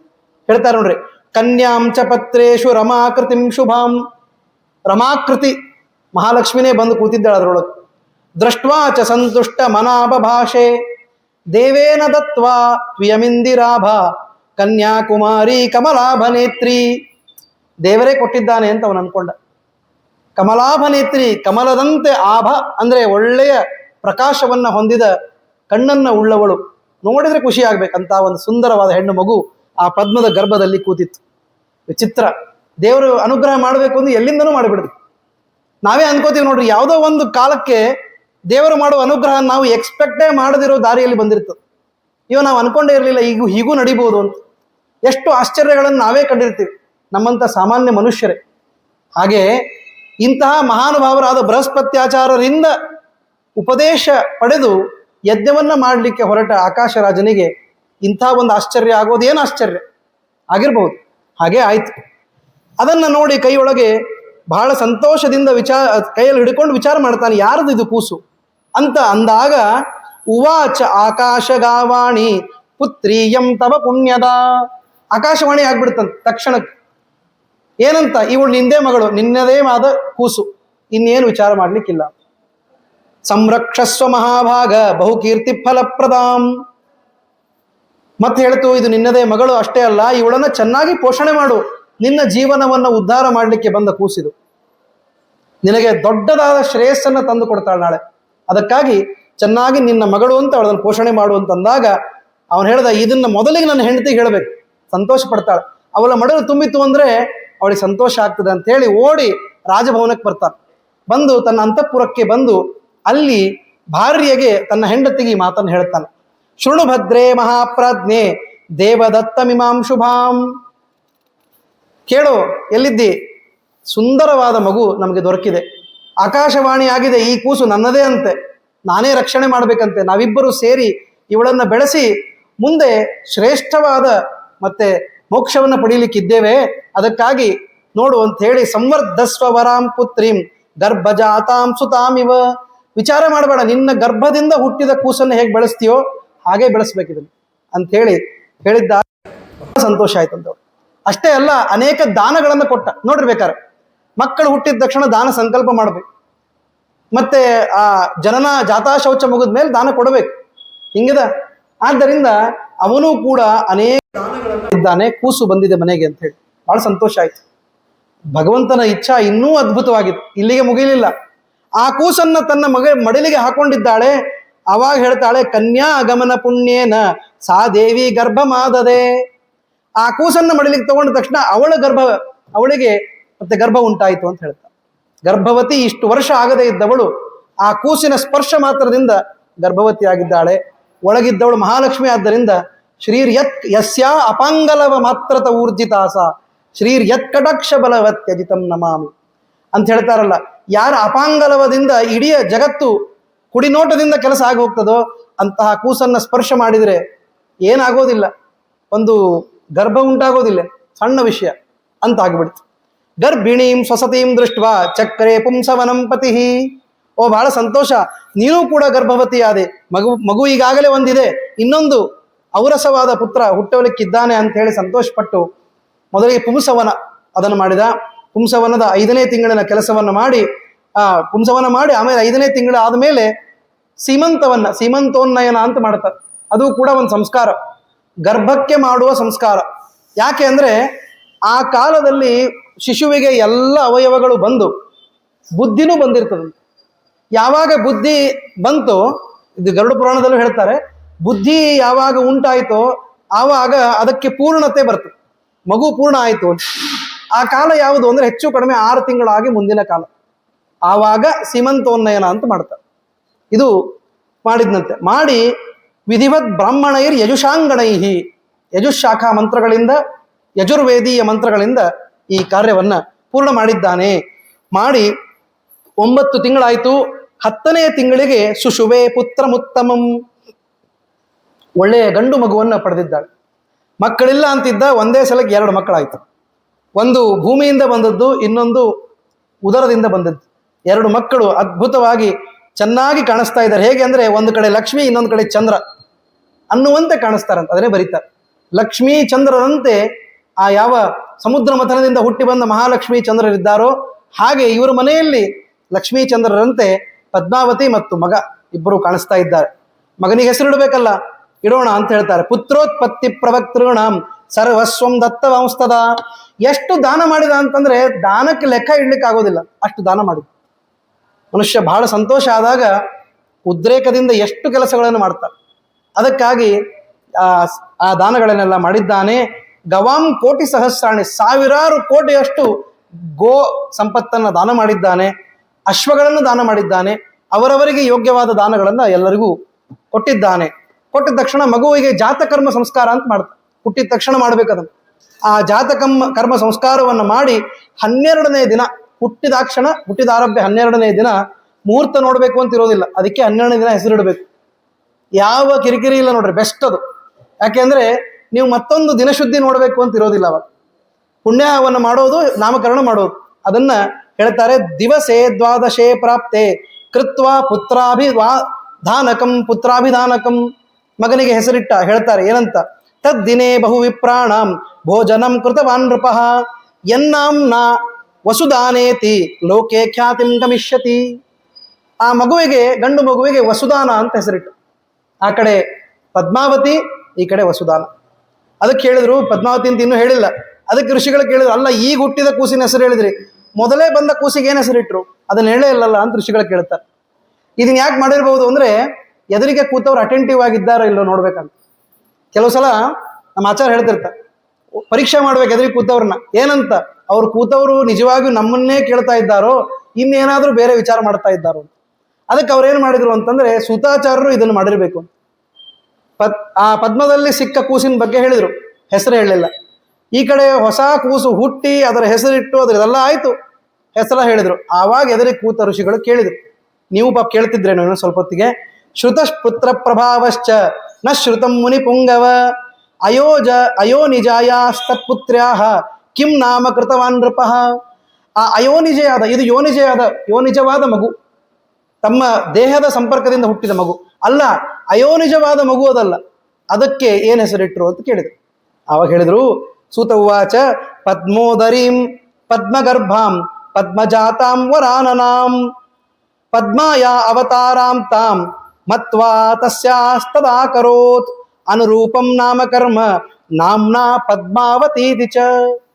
ಹೀಗೆ ಪದ್ಮೋದರಿಯಾದ, ಪದ್ಮಗರ್ಭೆಯಾದ, ಪದ್ಮಜಾತಳಾದ ಪದ್ಮ ಅಂತ ಮಹಾಲಕ್ಷ್ಮಿಯನ್ನು ಕರೀತಾರಲ್ಲ, ಅವಳ ರೂಪದಲ್ಲಿ ಇರುವಂತಹ ಆ ಮಗುವಿಗೆ ಪದ್ಮಾವತಿ ಎಂಬುದಾಗಿ ಹೆಸರಿಟ್ಟಿದ್ದಾರೆ. ಸೊ ಪದ್ಮಾವತಿ ಅಂತ ಹೆಣ್ಣು ಮಗು, ವಸುದಾನ ಅಂತ ಹೇಳಿ ಗಂಡು ಮಗು, ಇಬ್ಬರು ಅಲ್ಲಿ ಇದ್ದಾರೆ. ವರ್ಧಮಾನವು ಚೆನ್ನಾಗಿ ಬೆಳೀತಾ ಇದ್ದಾರೆ. ಮಕ್ಕಳು ಹುಟ್ಟೋದೊಂದೇ ತಡ, ಬೆಳೆದಿದ್ದು ಗೊತ್ತೇ ಆಗೋದಿಲ್ಲ, ಪಟಪಟ ಅಂತ ಬೆಳೀತಾರೆ. ಜೊತೆಗಿದ್ರಂತೂ ಇನ್ನೂ ಬೇಗ ಕಾಣಿಸ್ತಾರೆ. ಹೀಗೆ ರಾಜನಿಗೆ ಸಂತೋಷಕ್ಕೆ ಪಾರಣ ಇಲ್ಲ. ಸ್ವಲ್ಪ ಮುಂಚೆ ಎಷ್ಟು ರೋದನೆ ಮಾಡಿದ್ದ ನೀವು ನೋಡಿದ್ವಿ, ಮುಂದೆ ಸಂತೋಷಕ್ಕೆ ಪಾರ ಇಲ್ಲ ಅನ್ನೋಷ್ಟು ದೇವರು ಕೊಟ್ಟಿದ್ದಾನೆ.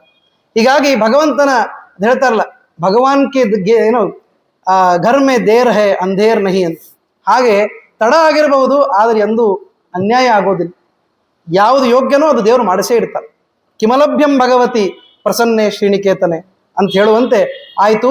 ಅಗ್ರಜಾಂ ಪುತ್ರಿಕಾಂ ದೃಷ್ಟ ತದಂತೆ ಪುತ್ರಮುತ್ತಮಂ. ಪೂರ್ಣಾನಂದ ಸಾಗರನಾಗಿದ್ದಾನೆ. ಎಷ್ಟು ದಿವಸ ಹಾಗೆ ಅವರಿಬ್ಬರು ಬೆಳೀತಾ ಇದ್ದಾರೆ. ಪದ್ಮಾವತಿ ಯೌವನಕ್ಕೆ ಬಂದಿದ್ದಾಳೆ. ಅವಳು ಯೌವನಕ್ಕೆ ಬಂದಿದ್ದಾಳೆ ಅಂದ್ರೆ ಇವನು ಕೂಡ ಮುಂಜುವಿಗೆ ಬಂದ ಅಂತ ಲೆಕ್ಕ. ಉಪನಯನಕ್ಕೆ ಬಂದ. ಅದಕ್ಕಾಗಿ ಮಗನ ಉಪನಯನವನ್ನ ಮಾಡಿದ. ಅವಳಿಗೆ ಗಂಡುವನ್ನು ಹುಡುಕ್ಬೇಕು ಅಂತ ಮನಸ್ಸಿನಲ್ಲಿ ಸಂಕಲ್ಪ ಮಾಡಿಕೊಂಡ. ಆದರೆ ಮೊದಲಿಗೆ ಆಗಬೇಕಾದ ಕೆಲಸ ವಸುಧಾನನಿಗೆ ಉಪನಯನ ಆಗ್ಬೇಕು. ಆ ಕೆಲಸವನ್ನ ಮೊದಲಿಗೆ ಕೈ ಎತ್ತುಕೊಂಡ. ಹೇಳ್ತಾರೆ ನೋಡ್ರಿ, ಅಸಮ್ಮತೋ ಕರೋತ್ ಪುತ್ರಂ ಪರಂ ಸಂಸ್ಕಾರ ಸಂಸ್ಕೃತಂ. ಒಳ್ಳೆಯ ಸಂಸ್ಕಾರವನ್ನು ಕೊಡಬೇಕು. ಪರಿಚರಾಗ್ನಿ ಗುರು ಚರಿತವ್ರತಃ ಸುಚರಣ ಪಟ ಸಾಧು ಸದಾಗಮಾನ್ ಅಂತೇನು ಆ ಉಪದೇಶವನ್ನ ಮಾಡ್ತಾರೆ. ಯಾವ ಉಪನಯನದಲ್ಲಿ, ಉಪನಯನ ಅಂದ್ರೆ ಏನರ್ಥ ಅಂದ್ರೆ ಮಗುವನ್ನ ಸಾಮಾನ್ಯ ಮಟ್ಟದಿಂದ ಎತ್ತರದ ಮಟ್ಟಕ್ಕೆ ಕರ್ಕೊಂಡು ಹೋಗೋದು. ಮನುಷ್ಯರಾಗಿ ಹುಟ್ಟಿದ ಮೇಲೆ ಸಂಸ್ಕಾರ ಇಲ್ಲದೆ ಏನು ಮಾಡ್ಲಿಕ್ಕೆ ಸಾಧ್ಯ? ಪ್ರಯೋಜನವೇ ಇಲ್ಲ. ಹೀಗಾಗಿ ಅವರವರಿಗೆ ಯೋಗ್ಯವಾದ ಸಂಸ್ಕಾರವನ್ನು ಕೊಡೋದು ಕರ್ತವ್ಯ. ಉಪನಯನ ಅಂದ್ರೆ ಉಪರಿ ಮೇಲೆ ಕರ್ಕೊಂಡು ಹೋಗುವ ಕೆಲಸ. ಮೇಲೆ ಅಂದ್ರೆ ಎಲ್ಲಿ ಅಂದ್ರೆ ಎತ್ತರದ ಸ್ತರದಲ್ಲಿ ಕರ್ಕೊಂಡು ಹೋಗು. ನಾವು ಸಾಮಾನ್ಯರಾಗಿದ್ವಿ, ಈಗ ವೇದವನ್ನು ಹಿಡಿದಿದ್ದೇವೆ, ಅಗ್ನಿಯನ್ನು ಹಿಡಿದಿದ್ದೇವೆ ಅಂತ ಆಗ್ಬೇಕು. ಅದು ಉಪನಯನ ಅಂತ. ಆ ಸಂಸ್ಕಾರವನ್ನು ಅವನು ಕೊಟ್ಟಿಸಿದ್ದಾನೆ. ಅದೆಲ್ಲ ಆದ ಮೇಲೆ ಹೇಳ್ತಾರೆ, ತದೋಪನೀತಂ ಸದ್ಯೋಭೂತ್ ಪುತ್ರಿ ಯೌವನ ಪೀಡಿತ ಸಾ ಕದಾಚಿತ್ ವನಂ ಬಾಲ ಸಖಿಭಿ ಪರಿವಾರಿತ. ಈಗ ಬಂತು ವಿಷಯ. ಆವಾಗ ಯೌವನಕ್ಕೆ ಬಂದ ಆ ಹೆಣ್ಣು ಮಗಳು ಯಾವ ಪದ್ಮಾವತಿ ಇದ್ದಾಳೆ, ಅವಳ ಜೊತೆ ಸಖಿಯರೆಲ್ಲ ಸೇರಿಕೊಂಡು ಈ ಯಾವ ಉಪವನ ಇದೆ, ಉಪವನ ಉದ್ಯಾನ, ಅಲ್ಲಿ ಬಂದಿದ್ದಾರೆ ಅಂತ ಹೇಳಿದ್ರು. ತದಾಗತೋ, ಅವಾಗ ಇನ್ನೂ ಈ ಶ್ರೀನಿವಾಸ ಬಂದಿಲ್ಲ. ಆನೆಯನ್ನ ಮೆಟ್ಟಿ ಏನೋ ಹಿಂದೆ ಬೆನ್ನತ್ತಿ ಬಂದಿಲ್ಲ ಇನ್ನು. ಆವಾಗ ಇವರು ಉಪವನಕ್ಕೆ ಬಂದ ತಕ್ಷಣ ಮೊದಲಿಗೆ ನಾರದರು ಬರ್ತಾರಂತ ಆ ಹುಡುಗಿ ಹತ್ರ ಅರ್ಥಾತ್ ಪದ್ಮಾವತಿ ಹತ್ರ ಬಂದಿದ್ದಾರೆ. ಬಂದ ತಕ್ಷಣ ಆ ಮುನಿಯನ್ನ ನೋಡಿ ಆಶ್ಚರ್ಯ ಆಯ್ತು. ಅವ್ರು ಬರುವಾಗ ಸುಮ್ಮನೆ ನಾರದರ ರೂಪದಲ್ಲಿ ನಾರಾಯಣ ನಾರಾಯಣ ಅಂತ ಬಂದಿಲ್ಲ. ಹಾಗೆ ಬಂದಿದ್ರು ಗೊತ್ತಾಗ್ತಿತ್ತು. ಅವ್ರು ಬಂದಿದ್ದು ಹೆಂಗೆ ಅಂತ ಹೇಳ್ತಾರೆ, ವೃದ್ಧೋ ಭೂತ್ವಾ ಜಟಾಧರ. ಒಳ್ಳೆ ಜಟಾಜೂಟವನ್ನು ಇಟ್ಟುಕೊಂಡ ವೃದ್ಧರ ರೂಪದಲ್ಲಿ ನಾರದರು ಬಂದಿದ್ದ. ನಾರದರು ಬಂದು ಕೇಳ್ತಾರಂತ, ಎಲ್ಲಿದ್ದಾಳ ರಾಜಪುತ್ರಿ ಅಂತ. ಆವಾಗ ಪದ್ಮಾವತಿಗೆ ಆಶ್ಚರ್ಯ, ಯಾರು ಇವ್ರು ನನ್ನ ನೋಡೇ ಇಲ್ಲ ಯಾವತ್ತು, ನನ್ನನ್ನು ಯಾಕೆ ಕೇಳ್ತಾ ಇದ್ದಾರೆ, ಯಾರು ನೀನು? ನೋಡಿದ್ರೆ ಸ್ವಲ್ಪ ಭಯ ಆಗ್ತಾ ಇದೆ, ಜಟಾಜೂಟವನ್ನು ನೋಡೇ ಇಲ್ಲ ಈ ರೀತಿಯಾಗಿ. ಆದ್ದರಿಂದ ಯಾರು ಅಂತ ಕೇಳ್ಕೊಂಡು ಬರ್ರಿ ಅಂತ ಅವರ ಸಖಿಯರನ್ನ ಹೇಳಿ ಕಳಿಸಿದ್ರು. ಸಖಿಯರು ಕೇಳಿದಾಗ ಅವ್ರು ಹೇಳಿದ್ರು, ನಾನು ನಿಮ್ಮ ರಾಜಪುತ್ರಿ ಹತ್ರ ಮಾತಾಡಬೇಕು ಅಂತ ಹೇಳಿದ್ರು. ಯಾಕೆ ಅಂತ ಕೇಳಿದಾಗ ಹೇಳ್ತಾರೆ, ಅಹಂ ಕುಲಗುರು ಸಾಕ್ಷಾತ್ ಯುಷ್ಮಾಕಂ ವರಯೋಷಿತಾಂ. ನಿನಗೆ ಗೊತ್ತಿಲ್ಲ, ನೀನು ಬಹಳ ಸಣ್ಣವಳು, ನೋಡಿಲ್ಲ, ನಾನು ನಿಮ್ಮ ಮನೆಯ ಕುಲಗುರು ಆಗಿದ್ದೇನೆ. ನಾನು ಏನೋ ಒಂದು ಹೇಳಬೇಕು ಅಂತ ಬಂದಿದ್ದೇನೆ. ಆ ನಿಮ್ಮ ರಾಜಕುಮಾರಿಯ ಹಸ್ತವನ್ನು ನೋಡಿ ಮುಂದೆ ಆಗುವ ವಿಷಯವನ್ನು ತಿಳಿಸ್ಬೇಕಾಗಿದೆ, ಅದಕ್ಕೆ ಬಂದಿದ್ದೀನಿ ಅಂತ ಹೇಳಿದ್ರು. ಯಾವಾಗ ನೋಡ್ರಿ, ಈಗೂ ಹಂಗೆ, ಯಾವಾಗೂ ಹಂಗೆ. ಯಾರೋ ಒಬ್ರು ಕೈ ನೋಡಿ ಹೇಳ್ತಾರೆ ಅಂದ ತಕ್ಷಣ ಎಲ್ಲರೂ ಕೈ ಮುಂದೆ ತೋರಿಸೋರೆ. ನೋಡಿರ್ಬೇಕಾರೆ ನಮ್ಗೇನು ಬೇಡ್ರಿ, ನಮ್ಮ ಕೈಯೊಳಗೆ ಬೇಕಾದಷ್ಟು ಕೆಲಸ ಇದೆ, ಅದನ್ನು ಮಾಡ್ತೀವಿ ಅನ್ನೋದಿಲ್ಲ. ಎಲ್ಲರೂ ನಮ್ದೊಂಚೂರು ನೋಡ್ರಿ ಆಚಾರ್ಯ ಅಂತಂತ. ಅದು ಅಲ್ಲಿಯೂ ನಡೀತು. ಅವ್ರದ್ದು ತಮ್ಮ ಕೈ ತೋರಿಸಿದ್ರಂತೆ. ಆದರೆ ಕೊಡುವಾಗ ಒಂಚೂರು ಲಜ್ಜೆಯಿಂದ ಕೊಟ್ಲಂತೆ, ಯಾರಿಗೂ ಕೈ ಕೊಟ್ಟಿರ್ಲಿಲ್ಲಲ್ಲ. ಅದಕ್ಕಾಗಿ ಹೇಳ್ತಾರೆ ನೋಡ್ರಿ, ಸತ್ಯಂ ವದ ಮಹಾಪ್ರಾಜ್ಞ ಲಕ್ಷಣಾನಿ ವಿಲೋಕ್ಯಮೇ ದೃಷ್ಟ್ವಾ ಪಾಣಿತಲಂ ಪ್ರಾಹ ಹಸನ್ ವಿಧಿತನೂದ್ಭವ. ಬ್ರಹ್ಮದೇವರ ಮಗನಾದ ನಾರದರು ಒಂದು ಸಣ್ಣ ನಗೆಯನ್ನು ಕೊಡ್ತಾ ಹೇಳಿದ್ರಂತೆ ಅವಳ ಕೈಯನ್ನು ನೋಡಿ, ಕ್ಯಾ ಬಾತ್ ಹೇ. ಯಾಕೆ? ನಿನ್ನನ್ನು ನೋಡಿದ್ರೆ ಗೊತ್ತಾಗ್ತದೆ ಏನಂದ್ರೆ, 3 ಲೋಕಕ್ಕೆ ಅಧಿಪತಿಯಾದ ನಾರಾಯಣ ಇದ್ದಾನಲ್ಲ, ಅವನು ನಿನ್ನ ಗಂಡ ಆಗ್ತಾನೆ ಅಂತ ಹೇಳಿ. ಇದಕ್ಕಿಂತ ಒಳ್ಳೆ ಭವಿಷ್ಯ ಯಾರಿಗೆ ಹೇಳಲಿಕ್ಕೆ ಸಾಧ್ಯ? ಹೇಳಿ, ಇದಕ್ಕಿಂತ ಉತ್ತಮವಾದದ್ದು ಹೇಳಲಿಕ್ಕೆ ಸಾಧ್ಯ ಇಲ್ಲ. ನಮ್ಮನ್ನು ನೋಡಿ ನಿಮಗೆ 3 ಕೋಟಿ ರೂಪಾಯಿ ಬರ್ತದೆ ಅಂತ ಹೇಳಿದ್ರು ಇಷ್ಟು ಸಂತೋಷ ಆಗೋದಿಲ್ಲ. ಯಾಕೆ ಅಂದ್ರೆ ಸಾಕ್ಷಾತ್ ನಾರಾಯಣ ನನ್ನ ಪತಿ ಆಗ್ತಾನೆ ಅಂತ ಹೇಳಿ ಎಂಥ ಸಂತೋಷ ಅವಳಿಗೆ. ಅಷ್ಟೇ ಅಲ್ಲ, ಅದನ್ನ ಇಲ್ಲಿ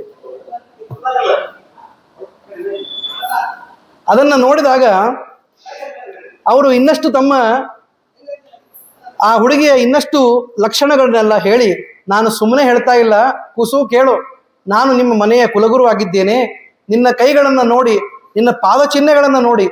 ಪಾದಚಿಹ್ನೆ ನಮ್ಮ ಕಾಲೊಳಗೆ ಏನಿರ್ತಾವೆ, ಗೆರೆಗಳಿರ್ತಾವೆ, 1000 ಗೆರೆ ಇರ್ತಾವೆ ಅಷ್ಟೇ. ಅದು ಎಲ್ಲ ನೋಡದೇ ಇರೋ ಸ್ಥಿತಿಯೊಳಗೆ ಇರ್ತಾವೆ ಕಾಲುಗಳು. ಹಾಗಲ್ಲ, ಸ್ವಸ್ತಿಕ ಮೊದಲಾದ ಚಿಹ್ನೆಗಳಿಂದ ಕೂಡಿದ ಪಾದ. ಹೇಗೆ ಭಗವಂತನ ಪಾದಗಳು ವಿಶಿಷ್ಟವಾದ ಧ್ವಜ ವಜ್ರಾಂಕುಶ ಪದ್ಮ ಚಿಹ್ನೆಯಿಂದ ಕೂಡಿದೆಯೋ ಹಾಗೆ ನಿನ್ನ ಕಾಲುಗಳು ಕೂಡ ವಿಶಿಷ್ಟವಾಗಿವೆ. ಅಂತಹ ಸುಂದರವಾದ ಯೌವನಾಕೃತಿ ನಿಮ್ಮದು. ನಿನ್ನ ಕೈ ನೋಡಿದರೆ ಗೊತ್ತಾಗ್ತದೆ 3 ಲೋಕಕ್ಕೆ ಅಧಿಪತಿಯಾದ ಮನ್ಮಥಾಕಾರನಾದ ಆ ನಾರಾಯಣ ನಿನ್ನ ಗಂಡ ಆಗ್ತಾನೆ ಎಂಬುದಾಗಿ ಹೇಳ್ತಾರೆ. ಅದನ್ನು ಕೇಳಿದ ಅವಳಿಗೆ ಬಹಳ ಸಂತೋಷ ಆಯಿತು. ಎಷ್ಟು ಸಂತೋಷ ಆಯಿತು ಅಂತಂದರೆ ಹೇಳ್ತಾರೆ, ಗಮನಂ ಕರಿರಾಜಸ್ಯ ಸದೃಶಂ ತೇವರಾನನೆ ಇತಿ ಸಂಭಾಷ್ಯತಾಂ ದೇವೀಂ ದೇವರ್ಷಿ ಪದ್ಮ ಸಂಭವಾಂ ಅಂತರ್ದಧೆ ನಾರದಸ್ತು ಸರ್ವಾಸಾಂ ಪುರತೋ ಮುನಿ. ಹೀಗೆಲ್ಲ ಮಾಡಿ ಆ ಮುನಿಗಳು ನೋಡ್ತಾ ಅಂತರ್ಧಾನ ಆಗಿಬಿಟ್ರು, ಅಂದರೆ ಕಾಣಿಸ್ಲಿಲ್ಲ, ಹೋಗ್ಬಿಟ್ಟು ಇಷ್ಟು ಹೇಳಿ ಹೊರಟು ಬಿಟ್ರು. ಇವಳಿಗೆ ಬಹಳ ಸಂತೋಷ ಆಯಿತು. ಆದರೆ ಯಾರಿಗೆ ಏನು ಹೇಳಬೇಕು ಅಷ್ಟೇ ಮನಸ್ಸಿನೊಳಗೆ ಇಟ್ಟುಕೊಂಡ್ಲು. ಅದೇ ಕಾಲಕ್ಕೆ ಸರಿಯಾಗಿ ನಾರಾಯಣ ಬರ್ತಾನೆ, ಶ್ರೀನಿವಾಸ ಎದುರಿಗೆ ಬರ್ತಾನೆ ಅಂತ ಹೇಳ್ತಾರೆ. ಸ್ತುತಿಂಬ್ರಮಾಯ ಕಮಲೋದ್ಭವಾಯ ಋಷಿಶ್ಚ ಕೃತ್ವಾ ಕಮಲೋದ್ಭವಾತ್ಮಜ ಜಗಾಮ ಸುಸ್ಥಾನಮನಂತ ಶೈಲಂ ನಾರಾಯಣಸ್ಯೈವ ಮನೋಹರಂ ಶುಭಂ ಎಂಬುದಾಗಿ ಅಲ್ಲಿ ಹೇಳ್ತಾರೆ. ಇತಿಶ್ರೀ ಭವಿಷ್ಯೋತ್ತರ ಪುರಾಣೆ ವೈಕುಂಠಗಿರಿ ಮಹಾತ್ಮೆ ಮೃಗಾಯ ವಿಹಾರೋದ್ಯುಕ್ತ ಶ್ರೀನಿವಾಸ ಅಲಂಕಾರಾದಿ ವರ್ಣನಂ ನಾಮ ನಾರದ ದರ್ಶನಂ ನಾಮ ಷಷ್ಠೋಧ್ಯಾಯ ಹೇಳಿ 6ನೇ ಅಧ್ಯಾಯವನ್ನು ಮುಗಿಸಿದ್ದಾರೆ. 7ನೇ ಅಧ್ಯಾಯದಲ್ಲಿ ಹೇಳ್ತಾರೆ, ಶ್ರೀ ಸೂತ ಉವಾಚ ಕನ್ಯಾಯ ಜನನಂ ಪ್ರೋಕ್ತಂ ಕುಮಾರಸ್ಯಾಪಿ ವೈತತಃ ಸಾಂಗಂ ವದಾಮಿ ಚಾರಿತ್ರಂ ವೈವಾಹಂ ಪುಣ್ಯವರ್ಧನಂ. ಅಲ್ಲ, ಮಗಳು ಹುಟ್ಟಿದ್ಲು, ಅವಳಿಗೆ ತಮ್ಮ ಹುಟ್ಟಿದ, ಆಮೇಲೆ ಎಲ್ಲ ವಿಷಯವನ್ನು ತಿಳಿಸಿದ್ರಿ, ಇನ್ನು ವಿವಾಹಕ್ಕೆ ಕಾರಣವಾದ ಆ ಸಂಗತಿಯನ್ನು ತಿಳಿಸ್ರಿ ಅಂತ ಹೇಳಿದ್ರು. ಆವಾಗ ಹೇಳ್ತಾ ಇದ್ದಾರೆ, ಬಾಲಾರ್ಕಭಾಸೋಥ ಸಮೀಪ ಮಾಯಯೌ ಗರ್ಜಂತಂ ಗಜರಾಜಂ ತಂ ದೃಷ್ಟ್ವಾ ಪದ್ಮಾವತಿ ಮುಖಾ ವನಸ್ಪತಿ ಮುಪಾಶ್ರಿತ್ಯ ತತ್ರ ರೀನಾ ಬಭೂವಿರೇ.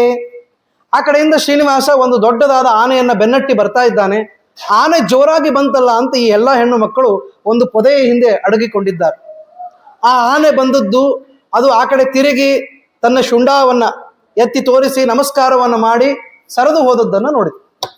ಅಷ್ಟಾಯ್ತು, ಅಲ್ಲಿಗೆ ಬಂತು ವಿಷಯ. ಯಾವ ಹುಡುಗಿ ಅಂತ ಕೇಳಿದ್ರಲ್ಲ, ಇಷ್ಟೆಲ್ಲ ಹೇಳಬೇಕಾಯ್ತು ಆ ಹುಡುಗಿ ಯಾರು ಅಂತ. ಇಷ್ಟು ಆದ ಮೇಲೆ ಈ ಸುಂದರಿಯಾದ ಎಲ್ಲ ಹುಡುಗಿಯರಿದ್ದಾರೆ, ಅವರು ದೂರದಲ್ಲಿ ಆ ಹಯಸ್ಥನಾದ ಅಶ್ವದ ಮೇಲೆ ಕುಳಿತಿರತಕ್ಕಂಥ ಆ ಸುಂದರನಾದ ಪುರುಷನನ್ನು ನೋಡಿದ್ರು. ಯಾರು ಈ ಸುಂದರ? ಇಷ್ಟು ಸುಂದರನಾದ ವ್ಯಕ್ತಿಯನ್ನು ನೋಡಿಲ್ಲ ಅವರು. ಮನ್ಮಥ ಅಂತ ಹೇಳಿರಲ್ಲ, ಅಂತಹ ಸುಂದರನ ನೋಡಿಲ್ಲಲ್ಲ. ಬಾಲಾರ್ಕ ಸದೃಶಾಕಾರಂ ರತ್ನಾಭರಣಭೂಷಿತಂ ಪುರುಷೇಣ ಸಮಾಯುಕ್ತಂ ಮನ್ಮಥಾಕಾರ ತೇಜಸ. ನೋಡಿದರೆ ಒಳ್ಳೆಯ ಉದಯಗೊಂಡಿರುವ ಸೂರ್ಯನ ಯಾವ ಕಳೆ ಇರ್ತದೋ ಆ ಕಳೆಯಲ್ಲಿ ಕಾಣಿಸ್ತಾ ಇದ್ದಾನೆ. ಎಷ್ಟು ಸುಂದರ ಇದ್ದಾನೆ, ಇವನನ್ನು ಯಾರು ಅಂತ ವಿಚಾರ ಮಾಡ್ತಾ ಇದ್ದಾರೆ. ನಮಸ್ಕೃತ್ಯ ಅದು ಗಜ ಹೋಯಿತು. ಆವಾಗ ಹೇಳ್ತಾರೆ, ಒಬ್ರಿಗೊಬ್ರು ಮಾತಾಡ್ತಾ ಇದ್ದಾರಂತೆ ಹೆಣ್ಮಕ್ಳು, ಯಾರಿ ಹುಡುಗ ಇಷ್ಟು ಚೆನ್ನಾಗಿ ಇದ್ದಾನೆ ಮತ್ತು ಬೇಡರ ವೇಷದಲ್ಲಿ ಇದ್ದಾನೆ. ಬೇಡರ ವೇಷದಲ್ಲಿದ್ದವರು ಭಾರಿ ದೇವರಿಗೆ ಪ್ರೀತಿ, ಅಷ್ಟು ಚಂದಿರ್ತಾರೆ ನೋಡ್ಲಿಕ್ಕೆ. ಅಂಥವರೊಳಗೆ ಇವನು ಇಷ್ಟು ಸುಂದರ ತಯಾರಾಗಿ ಬೇರೆ ಬಂದಿದ್ದಾರೆ. ಅಂದಮೇಲೆ ಈ ಹುಡುಗ ಯಾರಿರ್ಬೋದು ಅಂತ ತಮ್ಮೊಳಗೆ ಮಾತಾಡ್ಕೊಂಡು, ಅಲ್ಲೇ ಇದ್ದ ಪದ್ಮಾವತಿ ಸಖಿಯರೆಲ್ಲ ಮಾತಾಡೋದನ್ನು ನೋಡಿ, ಯಾಕಿಷ್ಟು ಮಾತಾಡ್ತೀರಿ, ಆ ಹುಡುಗನ್ನೇ ಕೇಳ್ಕೊಂಡು ಬರ್ರಿ ಯಾರು ಅವನು ಅಂತ. ಇಷ್ಟೇ ಹೇಳಿದ್ರೆ ಏನೋ ಪಾಪ ಕೇಳಿದ್ದಾಳೆ ಅಂತ ಅರ್ತಿತ್ತು. ಏನು ಕೇಳ್ತಾಳೆ ನೋಡ್ರಿ ಅವಳು. ಪೃಚ್ಛಂತು ತಸ್ಯ ವೃತ್ತಾಂತಂ ಪಿತೃ ಮಾತ್ರ ಸ್ವಬಾಂಧವಾನ್ ದೇಶಂ ವೃತ್ತಂ ಕುಲಂ ಶೀಲಂ ನಾಮ ಗೋತ್ರಾದಿಕಂ ತಥಾ.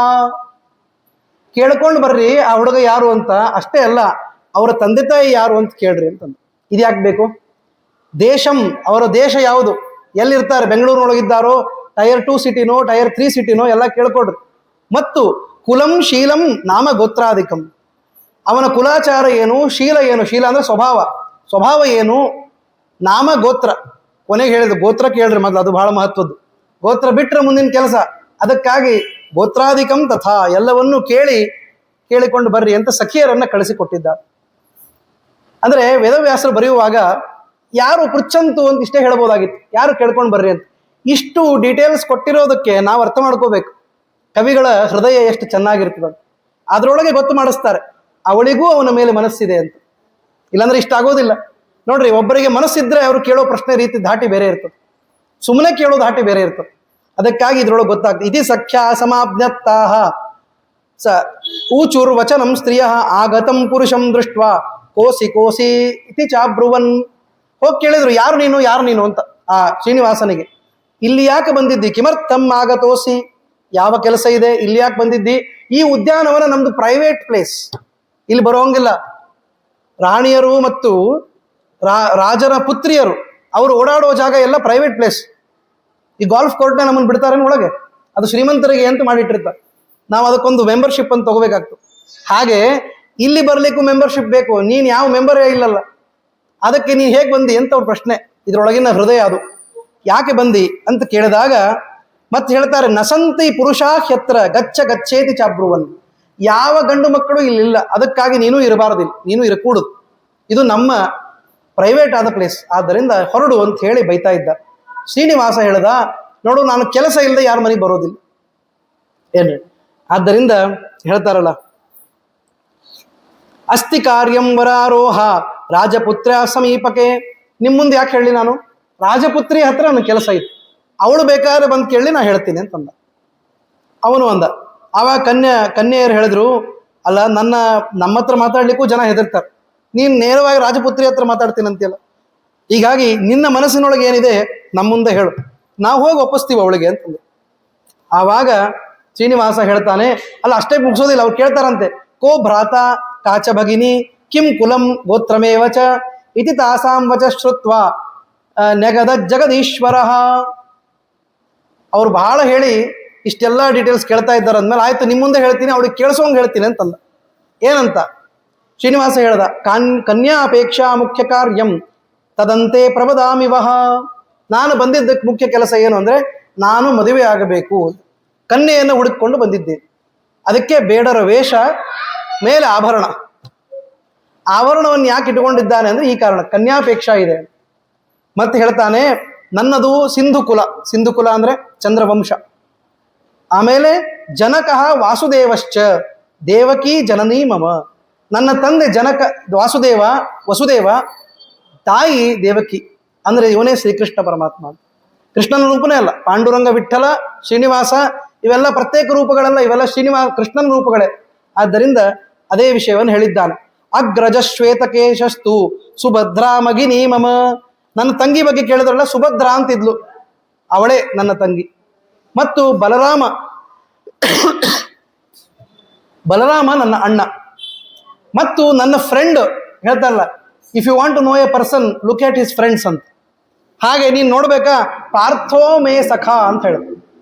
ನನ್ನ ದೋಸ್ತ್ ಯಾರು ಅಂತಂದ್ರೆ ಅರ್ಜುನನ್ ನೋಡಿಬಿಡ್ರಿ. ಅರ್ಜುನ ಅಂದ್ರೆ ಸಾಕು, ಎಲ್ಲ ಹೆಣ್ಮಕ್ಳಿಗೆ ಪ್ರೀತಿ. ಅವನಂತ ಸುಶೀಲನಾದ ಅದ್ಭುತವಾದ ಚಾರಿತ್ರ್ಯ ಸಿಗೋದಿಲ್ಲ ಮಹಾಭಾರತದಲ್ಲಿ. ಪಂಚ ಪಾಂಡವರಲ್ಲಿಯೇ ವಿಶೇಷವಾಗಿ ಆ ಲಾವಣ್ಯಗಳನ್ನು ಹೆಚ್ಚು ತೋರಿಸಿದ ವ್ಯಕ್ತಿ ಅಂದರೆ ಅರ್ಜುನ.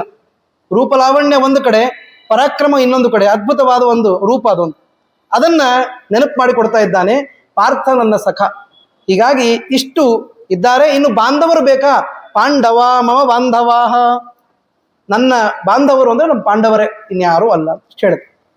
6 ಜನ ಮಕ್ಕಳು ಸತ್ತ ಮೇಲೆ 7, 8 ಅಂತ ಏನು ಹುಟ್ಟಿದ್ರು, ಅಷ್ಟಮ ಗರ್ಭ ಅಂತ ದೇವಕಿಗೆ, ಅದೇ ನಾನು ಕೃಷ್ಣ ತಾನು ಹೇಳ್ಕೊತಾ ಇದ್ದಾನೆ. ಈ ರೀತಿಯಾಗಿ ಮಾಡಿದ್ದಾರೆ. ಸ್ವಲ್ಪ ನೋಡ್ಲಿಕ್ಕೆ ಕಪ್ಪಿದ್ದೆ ಅಂತ ನನ್ನನ್ನು ಕೃಷ್ಣ ಅಂತ ಹೆಸರಿಟ್ಟಿದ್ದಾರೆ ಅಂತ ಹೇಳಿ ಎಷ್ಟು ಚಂದ ಇದೆ ನೋಡ್ರಿ. ಅದಕ್ಕೆ ಹೇಳ್ತಾರೆ, ಹಂಗಲ್ಲ, ಜಾತೋಹಂ ಅಷ್ಟಮೋಷ್ಟಮ್ಯಾಂ ಸುಭದ್ರಾ ಮದನಂತರಂ. ನಾನು ಅಷ್ಟಮಿ, ಇದು ಕೃಷ್ಣಾಷ್ಟಮಿ, ಅಷ್ಟಮಿಯಲ್ಲಿ ಹುಟ್ಟಿದವನು. ಸುಭದ್ರಾ ನನ್ನ ನಂತರ ಹುಟ್ಟಿದವಳು, ಆದ್ದರಿಂದ ಅವಳ ಹೆಸರು, ಅವಳು ನನ್ನ ತಂಗಿಯಾಗಿದ್ದಾಳೆ. ಇಷ್ಟು ಹೇಳಿದ್ರು. ಮಾತೃವರ್ಣಶ್ಚಮೇ ದೇವಿ ಕೃಷ್ಣ ಪಕ್ಷೇ ಜನರ್ಮಮ. ನಾನು ವರ್ಣನೂ ಕಪ್ಪು, ಹೆಸರೂ ಕೃಷ್ಣ, ಆದ್ದರಿಂದ ಅನುರೂಪನಾಗಿ ನಾನಿದ್ದೇನೆ. ನನ್ನಲ್ಲಿ ನೀನು ಕೃಷ್ಣ ಅಂತ ಕರೆದ್ರೆ ಸಾಕು ಅಂತ ಹೇಳಿ ಇಷ್ಟು ತನ್ನ ಡೀಟೇಲ್ಸ್ ಕೊಟ್ಟುಬಿಟ್ಟು ಆಯ್ತಾ. ಈಗ ಹೇಳ್ತಾರೆ, ಯುಷ್ಮಾಭಿರುಚ್ಯತಾಂ. ಅಲ್ಲ, ಬರೀ ಒಂದು ಪಕ್ಷದ ಮಾತು ಕೇಳಿದ್ರೆ ಉಪಯೋಗ ಇಲ್ಲ. ನೀವು ನಿಮ್ಮ ವಿಷಯ ಹೇಳ್ರಿ. ಮಹಾ ಯಾರು ರಾಜಪುತ್ರಿ ಇದ್ದಾಳಲ್ಲ, ಅವಳು ತನ್ನ ಮನೆಯ ಕಥೆಯನ್ನು ಹೇಳಬೇಕು. ಯಾರು ಏನು ಅಂತ. ಪದ್ಮಾವತಿ ಸ್ವಲ್ಪ ಮುಂದೆ ಬಂದ ಈಗ ಹೇಳಬೇಕು. ಯಾಕೆ ಅಂತಂದ್ರೆ ಪಾಪ ಇಷ್ಟೆಲ್ಲ ಹೇಳಿದ ಮೇಲೆ ನಾ ಹೇಳದೇ ಇದ್ರೆ ತಪ್ಪಾಗ್ತದೆ. ಅದಕ್ಕಾಗಿ ಹೇಳಿದ್ದು, ನಾನು ಆಕಾಶರಾಜನ ಮಗಳು, ಆಕಾಶರಾಜತನಯಾಂ ನಿಷದಾಧಿಪ ವಿದ್ಧಿಮಾಂ. ನನ್ನ ಹೆಸರು ನಾಮ್ನಾ ಪದ್ಮಾವತಿ ಕೃಷ್ಣ ಕುಲಂ ಶೀತಕರಸ್ಯ ಚ. ನಮ್ಮದು ಸಿಂಧು ಕುಲನೇ, ನಾವು ಕೂಡ ಚಂದ್ರವಂಶದವರೇ. ನಮ್ಮ ತಂದೆ ಆಕಾಶರಾಜ, ನನ್ನ ಹೆಸರು ಪದ್ಮಾವತಿ, ನಮ್ಮದು ಅತ್ರಿ ಗೋತ್ರ ಅಂತ ಹೇಳಿ. ಅಲ್ಲಿಗೆ ಕ್ಲಿಯರ್ ಆಯ್ತು, ಮದುವೆ ಫಿಕ್ಸ್ ಆಯ್ತು. ಗೋತ್ರ ಅಂತೂ ಬಿಟ್ಟು ಹೋಯ್ತು ಎರಡು. ಆಯ್ತು, ಇವ್ರದ್ದು ಅತ್ರಿ ಗೋತ್ರ, ಅವ್ರದ್ದು ವಶಿಷ್ಠ ಗೋತ್ರ, ಆದ್ದರಿಂದ ಸಮಸ್ಯೆ ಇಲ್ಲ. ಆಮೇಲೆ ಶೀಘ್ರಂ ಗಚ್ಚೇತಿ ಚಾಬ್ರವೀತಿ ಇಷ್ಟು ಹೇಳಿದ ಮೇಲೆ ಬಹಳ ಇನ್ನು ಮುಂದೆ ಹೇಳಿಕ ಹೆಣ್ಣು ಮಕ್ಕಳು ಹೆಚ್ಚು ಮಾತಾಡೋದಿಲ್ಲ ನೋಡಿ. ಗಂಡು ಮಕ್ಕಳು ಮೊದಲಿಗೆ ಕಷ್ಟಪಡ್ಬೇಕು, ಜಾಸ್ತಿ ಮಾತಾಡಿಸ್ಬೇಕು ಅಂತ ಅಪೇಕ್ಷೆ ಇರ್ತದೆ ಅವ್ರಿಗೆ.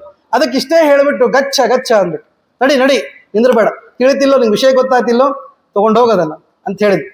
ಆವಾಗ ಶ್ರೀನಿವಾಸ ಅಂದ, ನಿಷ್ಠುರವಾದ ಮಾತು ಆಡಬಾರದು, ಅದರಲ್ಲೂ ವಿಶೇಷತ ಹೆಣ್ಣು ಮಕ್ಕಳು. ಯಾಕೆಂದ್ರೆ ಅವರು ಕೋಮಲ ಸ್ವಭಾವದವರು, ಕೋಮಲ ಶರೀರದವರು. ನಿಷ್ಠುರವಾದ ಮಾತು ಅವರಿಗೆ ಚೆನ್ನಾಗಿ ಕಾಣಿಸೋದಿಲ್ಲ. ಕಿಮರ್ಥಂ ನಿಷ್ಠುರಂ ವಾಕ್ಯಂ ಮಂದಂ ಕಿಂ ನ ಪ್ರಭಾಷಸೆ. ನಿಮ್ಮ ತಂದೆ ಸ್ವಲ್ಪ ಜೋರಾಗಿ ಮಾತಾಡ್ತಾರ, ನಿಮ್ಮ ತಾಯಿ ಜೋರಾಗಿ ಮಾತಾಡ್ತಾರ, ಯಾಕೆ ನೀನು ಇಷ್ಟು ಜೋರಾಗಿ ಬೈತಾ ಇದ್ದಿ? ನಿಷ್ಠುರವಾದ ಮಾತು ಸಲ್ಲ. ಅನ್ನಂ ಕಾಂಕ್ಷಂತಿ ವೈ ಲೋಕ ಯೋ ದದಾತಿ ನರೋತ್ತಮ. ಬಹಳ ಚಂದ ಹೇಳ್ತಾನ ನೋಡಿ. ಜಗತ್ತಿನೊಳಗೆ ಅನ್ನ ಕೇಳಿದವರಿಗೆ ಅನ್ನ ಕೊಡಬೇಕು, ತಿನ್ಲಿಕ್ಕೆ ಕೊಡಬೇಕು. ಅದು ಉತ್ತಮವಾದ ಪಕ್ಷ. ಅನ್ನದಾನ ಎಲ್ಲ ದಾನಕ್ಕಿಂತ ದೊಡ್ಡದು, ಅದನ್ನು ಮಾಡಬೇಕು. ಇಲ್ಲ ಅಂದ್ರೆ ಒಂದಿಷ್ಟು ನೀರಾದ್ರೂ ಕೊಡ್ಬೇಕು. ಪಾಪ ನಮ್ಗೆ ಕೊಡ್ಲಿಕ್ಕೆ ಅನ್ನ ಇಲ್ಲ, ಒಂಚೂರು ನೀರು ಕುಡಿದು ಸಮಾಧಾನ ಆಗ್ರಿ. ಅದೂ ಆಗೋದಿಲ್ಲ ಅಂತ ಇಟ್ಕೊಳ್ರಿ. ಏನ್ ಮಾಡ್ಬೇಕು ಅಂದ್ರೆ ಹೇಳ್ತಾರೆ, ಅದಿಶನ್ ಇವೆರಡನ್ನು ಕೊಡೋದಕ್ಕಾಗಿದೆ ಇದ್ರೆ ಮೃದು ಭಾಷೀತು ನತು ನಿಷ್ಠುರ ಭಾಷಣ. ಒಳ್ಳೆ ಮಾತಾದ್ರೂ ಆಡಬೇಕು. ಅನ್ನಕ್ಕಾದ್ರೂ ಕೊಡ್ರಿ, ನೀರಾದ್ರೂ ಕೊಡ್ರಿ, ಏನೂ ಕೊಡ್ಲಿಕ್ಕಾಗಿಲ್ಲ, ಒಳ್ಳೆ ಮಾತು ಕೊಡ್ಲಿಕ್ಕಾಗೋದಿಲ್ಲ. ಅದು ಹೇಳ್ತಾರಲ್ಲ ಏನಂತ, ಒಳ್ಳೆಯ ಮಾತು ಆಡ್ಲಿಕ್ಕೆ ಏನು ಕಷ್ಟ. ವಚನೇಕಾ ದರಿದ್ರತ ಪ್ರಿಯವಾಕ್ಯ ಪ್ರಧಾನೇನ ಸರ್ವೇ ತುಷ್ಯಂತಿ ಜಂತವಃ ತಸ್ಮಾತ್ ತದೇವ ವಕ್ತವ್ಯಂ ವಚನೇಕಾ ದರಿದ್ರತ. ಎಷ್ಟು ಚಂದ ನೋಡಿ. ಒಂದು ಒಳ್ಳೆಯ ಮಾತಾಡಿದ್ರೆ ಜಗತ್ತಿಗೆಲ್ಲ ಪ್ರೀತಿ ಆಗ್ತದೆ, ಆದರೂ ಜನ ಮಾತಾಡೋದಿಲ್ಲ. ಅಂದ್ರೆ ಏನು ಬರ ಬಂದಿದೆ ಜನಕ್ಕೆ ಅಂತ. ಒಳ್ಳೆ ಮಾತು ಇನ್ನೇನು ಬೇಕಾಗಿಲ್ಲ. ಕೆಲವರು ಮಾತಿನಿಂದ ಎಲ್ಲವನ್ನು ಗೆಲ್ತಾರೆ ನೋಡ್ರಿ, ಬೇಕಾದ್ರೆ ನೋಡಿ. ಪಾಪ ಅವ್ರ ಮನೆಗೆ ಕರೆದು ಯಾರಿಗೂ ಉಪಚಾರ ಮಾಡೋದಿಲ್ಲ, ಯಾರಿಗೂ ಒಂದು ದುಡ್ಡು ಕೊಡೋದಿಲ್ಲ, ಒಂದು ದಾನ ಇಲ್ಲ, ಒಂದು ದಕ್ಷಿಣೆ ಇಲ್ಲ, ಆದರೂ ಜನ ಅವ್ರನ್ನ ಪ್ರೀತಿ ಮಾಡ್ತಾರೆ. ಯಾಕೆ ಅಂದ್ರೆ ಒಳ್ಳೆಯ ಮಾತು. ಅದಕ್ಕೆ ಏನೂ ಇಲ್ಲದ ವ್ಯಕ್ತಿ ಅಥವಾ ಏನೂ ಕೊಡ್ಲಿಕ್ಕಾಗದ ವ್ಯಕ್ತಿ ಒಳ್ಳೆಯ ಮಾತನ್ನಾದ್ರೂ ಕೊಡಬೇಕು. ಇದು ಇಲ್ಲಿ ಈ ಪ್ರಸಂಗಕ್ಕೆ ಭಾರಿ ಏನು ಹೊಂದದೇ ಇದ್ರೂ ಕೂಡ, ಅರ್ಥಾತ್ ಅದು ಇಬ್ಬರಿಗೂ ಗೊತ್ತಿರೋ ವಿಷಯ ಆದರೂ ಕೂಡ ನಮಗೆ ಒಂದು ಉಪದೇಶ ಮಾಡ್ತಿದ್ದಾನೆ ಕೃಷ್ಣ. ಏನಂದ್ರೆ ಅನ್ನದಾನ ಇಲ್ಲ ಅಂದ್ರೆ ನೀರಿನ ದಾನ, ನೀರಿನ ದಾನ ಇಲ್ಲ ಅಂದ್ರೆ ಒಳ್ಳೆಯ ಮಾತು, ವಾಗ್ದಾನವನ್ನಾದ್ರೂ ಮಾಡಬೇಕು. ಅದು ಮಾಡಲಿಲ್ಲ ಅಂದ್ರೆ ಏನು ಪ್ರಯೋಜನ ಅಂತ ಹೇಳಿ ಹೇಳ್ತಾ ಇದ್ದಾನೆ. ಆವಾಗ ಅಂತಾಳೆ, ತಥಾಹಂ ಕಾಮಮುದ್ದಿಶ್ಯ ಪಾತ್ರಭೂತೋಸ್ಮಿ ಸಾಂಪ್ರತಂ ಸುಖಮೇಶ್ಯಸಿ ದಾನೇನ ತ್ವಂತೆ ಸ್ವರ್ಗಂ ಗಮಿಷ್ಯಸಿ. ನನ್ನ ಜೊತೆ ಒಳ್ಳೆ ಮಾತಾಡಿದ್ರೆ ನೀವು ಸ್ವರ್ಗಕ್ಕೆ ಹೋಗ್ತೀನಿ ನೋಡು ಅಂತ ಹೇಳಿ. ಒಳ್ಳೆ ಸಿಗ್ತದೆ ಏನು ಒಳ್ಳೆ ನಿನಗೆ ಅವಕಾಶ ಸಿಗ್ತದೆ. ಆದ್ದರಿಂದ ನಿಷ್ಠುರವಾದ ಮಾತುಗಳನ್ನು ಆಡಿ ನೀನು ದುಃಖ ಪಡಿಸಬೇಡ ಅಂತಂದಾಗ ಸಿಕ್ಕಾಪಟ್ಟೆ ಸಿಟ್ಟು ಬಂದ್ಬಿಡ್ತು. ಯಾರಿಗೆ? ಪದ್ಮಾವತಿ. ಅವರಿಗೆ ಮೊದಲಿಗೆ ಇನ್ನೇನೋ ಮಾತಾಡಿದ್ರೆ ಸಿಟ್ಟು ಬರ್ತಿರ್ಲಿಲ್ಲ. ನಿನಗೆ ನಿಷ್ಠುರವಾದ ಮಾತಾಡ್ಲಿಕ್ಕೆ ನೀನು ನಿಷ್ಠುರ ಯಾಕೆ ಮಾತಾಡ್ತೀವಿ, ಒಳ್ಳೆ ಮಾತು ಮಾಡ್ಲಿಕ್ಕೆ ಬರೋದಿಲ್ಲ ಅಂತ ಕೇಳ್ಬಿಟ್ಟು. ಯಾವಾಗ ಒಂಚೂರು ಈಗೋ ಹರ್ಟ್ ಆಯ್ತೋ ಅವಳಿಗೆ ಸಿಟ್ಟು ಬಂದ್ಬಿಡ್ತು. ಏನ್ ನನಗೆ ಹಿಂಗಂತಾನೆ, ರಾಜಪುತ್ರಿ ನಾನು, ರಾಜಕನ್ಯೆ, ನನಗೆ ಈ ಮಾತಾಡ್ತಾನಲ್ಲ ಅಂತ ಹೇಳಿ ಅವಾಚ್ಯ ಜೀವನೇಚ್ಛಾನ ವಿದ್ಯತೆ. ಎಂತ ಅವಾಚ್ಯವಾದ ಮಾತಾಡ್ತಿ, ನಿನಗೆ ಬದುಕೋ ಇಚ್ಛೆ ಇಲ್ಲ ಏನಂತ ಕೇಳಿದ. ಸಾಮಾನ್ಯವಾಗಿ ದರ್ಪ ತೋರಿಸ್ತಿರ್ತಾರೆ ನೋಡ್ರಿ, ಯಾರು ಸ್ವಲ್ಪ ಶ್ರೀಮಂತರೋ ಸ್ಥಿತಿವಂತರೋ ಅಥವಾ ಬಹಳ ಅಧಿಕಾರವಂತರೋ ಅವ್ರ ಮಕ್ಕಳು ಮಾತಾಡೋ ರೀತಿನೇ ಹಿಂಗೆ. ವೇದವ್ಯಾಸರು ಅದನ್ನು ಆ ಕಾಲಕ್ಕೆ ಬರೆದಿದ್ದ. ಏನಂತ? ಜೀವನೇಚ್ಛಾನ ವಿದ್ಯತೆ. ನಮ್ಮಪ್ಪ ಯಾರು ಗೊತ್ತಿಲ್ಲ, ನಿನಗೆ ಬದುಕೋ ಇಚ್ಛೆ ಅದನೋ ಇಲ್ಲೋ ಅಂತ ಕೇಳಿದ್ದ. Very very practical. ಹಿಂಗೆ ಇತ್ತು ಮಾತು. ಆಕಾಶ ರಾಜಸ್ತ್ವಾಂ ದೃಷ್ಟ ಹನಿಷ್ಯತಿನ ಸಂಶಯ. ನಿನ್ನನ್ನು ಎತ್ತಿ ಬಿಡ್ತಾನಂತ ನಮ್ಮಪ್ಪ. ಅವನೇನು ಸಾಮಾನ್ಯ ಅಂತ ತಿಳ್ಕೊಬೇಡ. ಆಕಾಶ ರಾಜ ಹೆಸರು ಮಾತ್ರ ಆಕಾಶ ರಾಜ, ಸಮಾಧಾನ ಅಂತ ತಿಳ್ಕೊಂಡ್ರ ಜನ. ಅವನು ಏನ್ ಬೇಕಾದ್ರೂ ಮಾಡಬಲ್ಲ. ಹೀಗಾಗಿ ನೀನು ಸುಮ್ಮನೆ ನಿಮ್ಮನೆಗೆ ಹೋಗ್ತೀವೋ, ಸ್ವಮಾಲಯಂ, ನೀನು ನಿನ್ನ ಆಲಯಕ್ಕೆ ಹೋಗ್ತೀವೋ ಯಮಾಲಯಕ್ಕೆ ಹೋಗ್ತೀವೋ ನೀನೇ ನೋಡ್ಕೊಂತ, ಯಮನ ಊರಿಗೆ ಹೋಗ್ತೀವಂತ. ಅವಾಗ ಶ್ರೀನಿವಾಸ ಹೇಳ್ದ, ಆಯ್ತು ನಾನು ಅನ್ಕೊಂಡಿದ್ದ ಕೆಲಸ ಆದಮೇಲೆ ಸಾವು ಬಂದ್ರೆ ಬರಲಿ, ಐ ಡೋಂಟ್ ಕೇರ್ ಅಂತಂದ. ನೀ ಎಸ್ಸನ್ನು ಅಷ್ಟೇ, ಮುಂದೆ ಏನಾಗ್ತದೋ ಆಗಲಿ. ಈ ಮಾತು ನಾ ಸುಮ್ಮನೆ ಹೇಳ್ತಿಲ್ಲ. ಕಾರ್ಯಾಂತೆ ಮರಣಂ ಸೌಖ್ಯಂ ಕಾರ್ಯಹಾನೋ ಮೃತಿ ಕೃತಃ ಕುತಃ. ಕಾರ್ಯವು ನಿಶ್ಚಿತವಾದ ಮೇಲೆ ಮರಣ ಆದರೂ ಏನು ದೊಡ್ಡ ವಿಷಯ ಆಗಲಿ, ನೀನು ಮೊದಲು ನಿನ್ನ ಮನಸ್ಸಿನಲ್ಲಿರೋದನ್ನು ಹೇಳು ಅಂತ ಕೇಳ್ದ. ನಾನು ವರ, ನೀನು ಕನ್ಯೆ, ನಾನು ನಿನ್ನನ್ನು ಕೇಳ್ತಾ ಇದ್ದೀನಿ. ಕ್ಷತ್ರಿಯರು ಬ್ರಾಹ್ಮಣರಾದರೆ ದೋಷ ಅನ್ಕೋಬಹುದು, ಇಲ್ಲ ಅದು ಬೇರೆ ರೀತಿಯದ್ದು. ಕ್ಷತ್ರಿಯರಿಗಂತೂ ಇದು ಪೂರ್ಣವಾಗಿ ಯೋಗ್ಯವಾದದ್ದೇ. ನಾನು ನಿನ್ನನ್ನು ಕೇಳ್ತಾ ಇದ್ದೀನಿ, ನಿಮ್ಮಪ್ಪನ ಹತ್ತಿರ ಆಜ್ಞೆಯನ್ನು ತೆಗೆದುಕೊಂಡೇ ನಾವು ಮದುವೆ ಆಗೋದು. ಹೀಗಾಗಿ ತ್ವಂ ಕನ್ಯಾ ಅಹಂ ವರಹ ದೇವಿ ಕುತ್ರ ಅನ್ಯಾಯೋ ಮಹೀಪತೆ. ನಿಮ್ಮಪ್ಪ ಶಾಸನ ಮಾಡಬೇಕು ಅಂದ್ರೆ ನಿಮ್ಮಪ್ಪ ಶಿಕ್ಷೆ ಕೊಡಬೇಕು ಅಂದ್ರೆ ಏನಾದ್ರೂ ಒಂದು ಕಾರಣ ಇರಬೇಕಲ್ಲ. ಕಾರಣ ಇಲ್ಲದೆ ಶಿಕ್ಷೆ ಕೊಡ್ಲಿಕ್ಕೆ ಆಗ್ತದ? ಆಗೋದಿಲ್ಲ. ದ ಕೋರ್ಟ್ ಆಫ್ ಲಾ ಅಂತಾರಲ್ಲ, ಅದರೊಳಗಡೆ ಏನಂತ ಶಿಕ್ಷೆ ಕೊಡ್ತಾರೆ? ಒಬ್ಬ ವರನಾದವನು ಕ್ಷತ್ರಿಯನಾದ ವರ ಒಬ್ಬ ಕ್ಷತ್ರಿಯಳಾದ ಕನ್ಯೆಯನ್ನು ಕೇಳ್ತಾ ಇದ್ದಾನೆ ಅಂದ್ರೆ ಏನು ಅನ್ಯಾಯ ಇದ್ರು? ಅನ್ಯಾಯನೇ ಇಲ್ಲ. ಲಾಜಿಕ್ ಹೇಳಿಬಿಟ್ಟ. ಪಾಪ ಹೆಣ್ಮಕ್ಳಿಗೆ ಲಾಜಿಕ್ ವರ್ಕ್ ಆಗೋದಿಲ್ಲ, ಅವ್ರಿಗೆ ಬರೀ ಎಮೋಷನ್ಸ್ ವರ್ಕ್ ಆಗ್ತದೆ. ಆದ್ದರಿಂದ ಇದನ್ನು ಅವನು ಕೇಳಿದ. ಪದ್ಮಾವತಿ ಹೇಳಿದ್ದು ಶೃಣು ಮೂಢ ನ ಜಾನಾಸಿ ಬಾಲಭಾವೇನ ಕಿಮ್ರಥ. ಹೀಗಾಗಿ ಹೇಳಿದ್ದು, ನೀನು ಏನಾದರೂ ಮಾತಾಡ್ಕೊ, ಡೈರೆಕ್ಟ್ ಆಗಿ ನನ್ನ ಹತ್ತಿರ ಪ್ರಲಾಪ ಮಾಡಿದ ಯಾರನ್ನೂ ಕೂಡ ನನ್ನ ತಂದೆ ಸುಮ್ಮನೆ ಬಿಡೋದಿಲ್ಲ. ಆದ್ದರಿಂದ ನಿನ್ನನ್ನು ವ್ಯವಸ್ಥೆಯಿಂದ ದಾರಿಗೆ ತರ್ತಾನೆ ನನ್ನಪ್ಪ ಅಂತಂದಾಗ ನೋಡು, ಅದಕ್ಕೆ ಇನ್ನೊಂದು ಫಿಲಾಸಫಿ ಹೇಳ್ತಾನೆ, ಜಾತಸ್ಯ ಮರಣಂ ಧ್ರುವಂ ಅಂತ. ಅಲ್ಲ, ಹುಟ್ಟಿದವರೆಲ್ಲ ಸಾಯಲೇಬೇಕು, ಏನಾಯ್ತು ನಾನು ಸಾಯ್ತೀನಿ ಅಷ್ಟೇ ಅಂದಂತ ಶ್ರೀನಿವಾಸ್. ಏನಂತ? ಜಾತಸ್ಯ ಮರಣಂ ನಿತ್ಯಂ ಪೂರ್ವ ಕರ್ಮ ಫಲ ಅನುಗಮ್. ನೆನಪು ಮಾಡಿಕೊಟ್ಟ. ಸುಮ್ಮನೆ ಯಾರನ್ನೋ ಕೊಲ್ಲಿಕ್ಕೆ ಆಗೋದಿಲ್ಲ, ಪೂರ್ವದ ಕರ್ಮ ಇದ್ರೆ ಮಾತ್ರ ಆಗ್ತದೆ. ಯಾಕೆ ಹೇಳ್ರಿ? ಯಾರೇ ಒಬ್ಬ ವ್ಯಕ್ತಿ ಹುಟ್ಟಿದಾಕ್ಷಣ 5 ವಿಷಯಗಳು ಸಿದ್ಧವಾಗಿಬಿಡ್ತದೆ. ಆಯುಹು ಕರ್ಮಚ ವಿತ್ತಂಚ ವಿದ್ಯಾ ನಿಧನಮೇವಚ ಪಂಚೈತಾನಿ. ಈ 5ಗಳು ಮೊದಲೇ ಸಿದ್ಧವಾಗಿ ಬಿಟ್ಟಿರ್ತದೆ. ಎಷ್ಟು ಆಯುಷ್ಯ, ಎಷ್ಟು ಕರ್ಮ, ಯಾವ ಕರ್ಮದ ಫಲ, ವಿದ್ಯಾ ನಿಧನ ಎಲ್ಲ ಫಿಕ್ಸ್ ಆಗಿ ಬಂದಿರ್ತದೆ. ಆಗೋದಿದ್ರೆ ಆಗಿರ್ತದೆ, ಐ ಡೋಂಟ್ ಕೇರ್ ಅಂತ ನಾವು. ಎಷ್ಟು ಗಟ್ಟಿಯಾದ ಮಾತನ್ನ ಅವನು ಹೇಳ್ತಾನೆ. ನಿಶ್ಚಿತ್ಯ ಮರಣಂ ದೇವಿ ರಂತು ಕಾಮೋಸ್ಮ್ಯಹಂ ತ್ವಯಾ. ನಾನು ಏನಾದರೂ ಪರವಾಗಿಲ್ಲ, ನಿನ್ನ ಜೊತೆ ಮದುವೆ ಆಗ್ಬೇಕಷ್ಟೆ. ಗಟ್ಟಿಯಾಗಿ ಮಾತಾಡೋದು. ಆವಾಗ ಮತ್ತೊಂದು ಮಾತು ಸೇರಿಸಿದ. ನಿಮ್ಮಪ್ಪ ಧರ್ಮಾತ್ಮ ಅಂತ ಕೇಳಿದ್ ನಾನು. ಧರ್ಮಾತ್ಮರು ಯಾರು ಇಂತಹ ಅನ್ಯಾಯದ ಶಿಕ್ಷೆಯನ್ನು ಕೊಡೋದಿಲ್ಲ. ಹೀಗಾಗಿ ನೀನು ಹೆಚ್ಚು ಮಾತನಾಡುವ ಅವಶ್ಯಕತೆ ಇಲ್ಲ. ನಿಮ್ಮಪ್ಪ ಧರ್ಮಾತ್ಮ, ನಾನು ಅನ್ಯಾಯ ಮಾಡ್ತಾ ಇಲ್ಲ, ಹಾಗಾಗಿ ನನಗೆ ಶಿಕ್ಷೆ ಇಲ್ಲ. ನಾನು ಹೇಳ್ತಾ ಇರೋದು ಕೇಳ್ತಾ ಇರೋದು ಎರಡೂ ಸರಿ ಅಂತ ಹೇಳ್ಬಿಟ್ಟು ಪದ್ಮಾವತಿ ಅಂದು, ಇವನು ಯಾಕೋ ಕೇಳಂಗೆ ಕಾಣಂಗಿಲ್ಲ, ಮಾತಿನಲ್ಲಿ ಕೆಲಸ ಆಗದಿದ್ರೆ ಏನು ಮಾಡ್ತಾರೆ? ದಂಡಂ ದಶಗುಣಂ ಭವೇತ್ ಅಂತ. ಹೀಗಾಗಿ ಮೊದಲಿಗೆ ಸಾಮ, ಆಮೇಲೆ ದಾನ, ಭೇದ, ಆಮೇಲೆ ದಂಡ. ಅವಳೇನು ಮಾಡಿದ್ರು? ಸಾಮದಿಂದ ನೇರವಾಗಿ ದಂಡಕ್ಕೆ ಬಂದ್ಬಿಟ್ಟು ಏನ್ ಮಾಡಿದ್ಲು ಅಂದ್ರೆ ಹೇಳ್ತಾಳೆ, ಗೌರವಂ ಯನ್ನಿಷಾದೇಂದ್ರ ನೃಪಸ್ಯಾಸ್ಯ ಹರೇರ್ಯಥಾ ವರದಸ್ಯಾತರಂಗಸ್ಯ ವೆಂಕಟಾಚಲವಾಸಿನಃ. ಇದು ಇನ್ನೂ ಇಂಟ್ರೆಸ್ಟಿಂಗ್ ಆಗಿದೆ. ಏನ್ ಹೇಳ್ತಾಳೆ ನೋಡ್ರಿ, ನಮ್ಮ ಅಪ್ಪನಿಗೆ ಎಂಥ ಗೌರವ ಇದೆ ಗೊತ್ತೇನು ಲೋಕದಲ್ಲಿ? ಅವನ ಗೌರವ ಅಂದ್ರೆ ಶ್ರೀರಂಗದ ರಂಗನಾಥನ ಗೌರವ ಇದ್ದಂತೆ, ವೈಕುಂಠದ ವೆಂಕಟೇಶನ ಗೌರವ ಇದ್ದಂತೆ ಅಂತ. ಎದುರಿಗಿದ್ದವನು ವೆಂಕಟೇಶ. ನನ್ನ ತಂದೆಯ ಗೌರವ ವೆಂಕಟಾಚಲ ಚಲಾಧಿಪತಿಯಾದ ವೆಂಕಟೇಶನ ಗೌರವಕ್ಕೆ ಸಮಾನವಾದದ್ದು. ಅವನಂದ, ಅಲ್ಲ ಹಿಂದಿನ ಪುರಾಣದೊಳಗೆ ಕೇಳಿಯಲ್ಲ ವೆಂಕಟೇಶ ಅಂತ, ಅವನು ನಾನೇ ಅಂತ ಹೇಳಲಿಲ್ಲ ಪಾಪ ಅವನು. ಆದರೆ ಎದುರಿಗೆ ಅವನು ಹೇಳ್ತಾ ಇದ್ದಾಳೆ, ಆ ವೆಂಕಟೇಶನ ಸಮನಾದ ಗೌರವವನ್ನ ನನ್ನ ತಂದೆ ಪಡೆದಿದ್ದಾನೆ. ಹೀಗಾಗಿ ಅವನ ಬಗ್ಗೆ ಇನ್ನು ಹೆಚ್ಚು ಮಾತಾಡ್ಲಿಕ್ಕಿಲ್ಲ, ನನ್ನನ್ನೂ ಬಿಡಬೇಕು, ನನ್ನ ತಂದೆಯ ಬಗ್ಗೆನೂ ಮಾತಾಡೋದನ್ನು ಬಿಡಬೇಕು. ಸುಖಂ ಗಚ್ಚ ಸ್ವಮಾಲಯಂ, ಸುಮ್ಮನೆ ಮನೆಗೆ ಹೋಗು ಅಂತ ಹೇಳಿದಾಗ ಯಾವ ಮಾತನ್ನು ಕೇಳದೇ ಇದ್ದ ಕೈಯೊಳಗೆ ಒಂದಿಷ್ಟು ಹೇಳ್ತಾರೆ, ಒಂದಿಷ್ಟು ಕಲ್ಲುಗಳನ್ನು ತೆಗೆದುಕೊಂಡು ಎಲ್ಲ ಹೆಣ್ಣು ಮಕ್ಕಳಿಗೆ ಹೇಳಿದ, ಕಲ್ಲು ತಗೊಂಬರ್ರಿ, ಅಲ್ಲಿ ಇರೋದೆಲ್ಲ ತಗೊಂಡು ಬಂದು ನಮ್ಮ ಕಾಶ್ಮೀರದಾಗ ಒಗಿತಿದ್ರಲ್ಲ ಮೊದಲು, ಈಗ ಒಗಂಗಿಲ್ಲ, ಅಂತಹ ರೀತಿ ಸ್ಟೋನ್ ಪೆಲ್ಟಿಂಗ್ ಮಾಡ್ಲಿಕ್ಕೆ ಶುರು ಮಾಡಿದ್ರಂತ. ರಪ ಅಂತ ಕಲ್ಲು ಎಸೆದ್ರಂತ. ವಿಧಿನಾ ಲಿಖಿತಂ ಯತ್ತು ನತದ್ವ್ಯರ್ಥಂ ಭವಿಷ್ಯತಿ ಜಯೋ ವಾ ಅಪಜಯೋ ವಾ ಸ್ಯಾತ್ ತ್ವಯಿ ಭೋಗಂ ಕರೋಮ್ಯಹಂ. ಸೋತಾದ್ರೂ ಅಡ್ಡಿ ಇಲ್ಲ, ಗೆದ್ದಾದ್ರೂ ಅಡ್ಡಿ ಇಲ್ಲ, ನಿನ್ನ ಮದುವೆ ಆಗೋದು ನಿಶ್ಚಿತ ಅಂದ್ಬಿಟ್ಟು. ಮತ್ತೆ ಶ್ರೀನಿವಾಸ್ ಅವಳು ಎಷ್ಟು ಸಿಟ್ಟು ಮಾಡ್ತಾ ಇದ್ದಾಳೋ ಅದಕ್ಕೆ ಪ್ರಪೋರ್ಷನೇಟ್ ಆಗಿ ಇವನು ಸಿಟ್ಟು ತರಿಸ್ತಾ ಇದ್ದಾನೆ ಅವಳು. ಆವಾಗ ಕೈಯಲ್ಲಿರುವ ಕಲ್ಲನ್ನ ಜೋರಾಗಿ ತಾಳಯಾಮಾಸ ಎಸೆದು ಬಿಟ್ಟು ಇವನು ಸರದ ನೇರವಾಗಿ ಆ ಅಶ್ವಕ್ಕೆ ಬಡಿತು.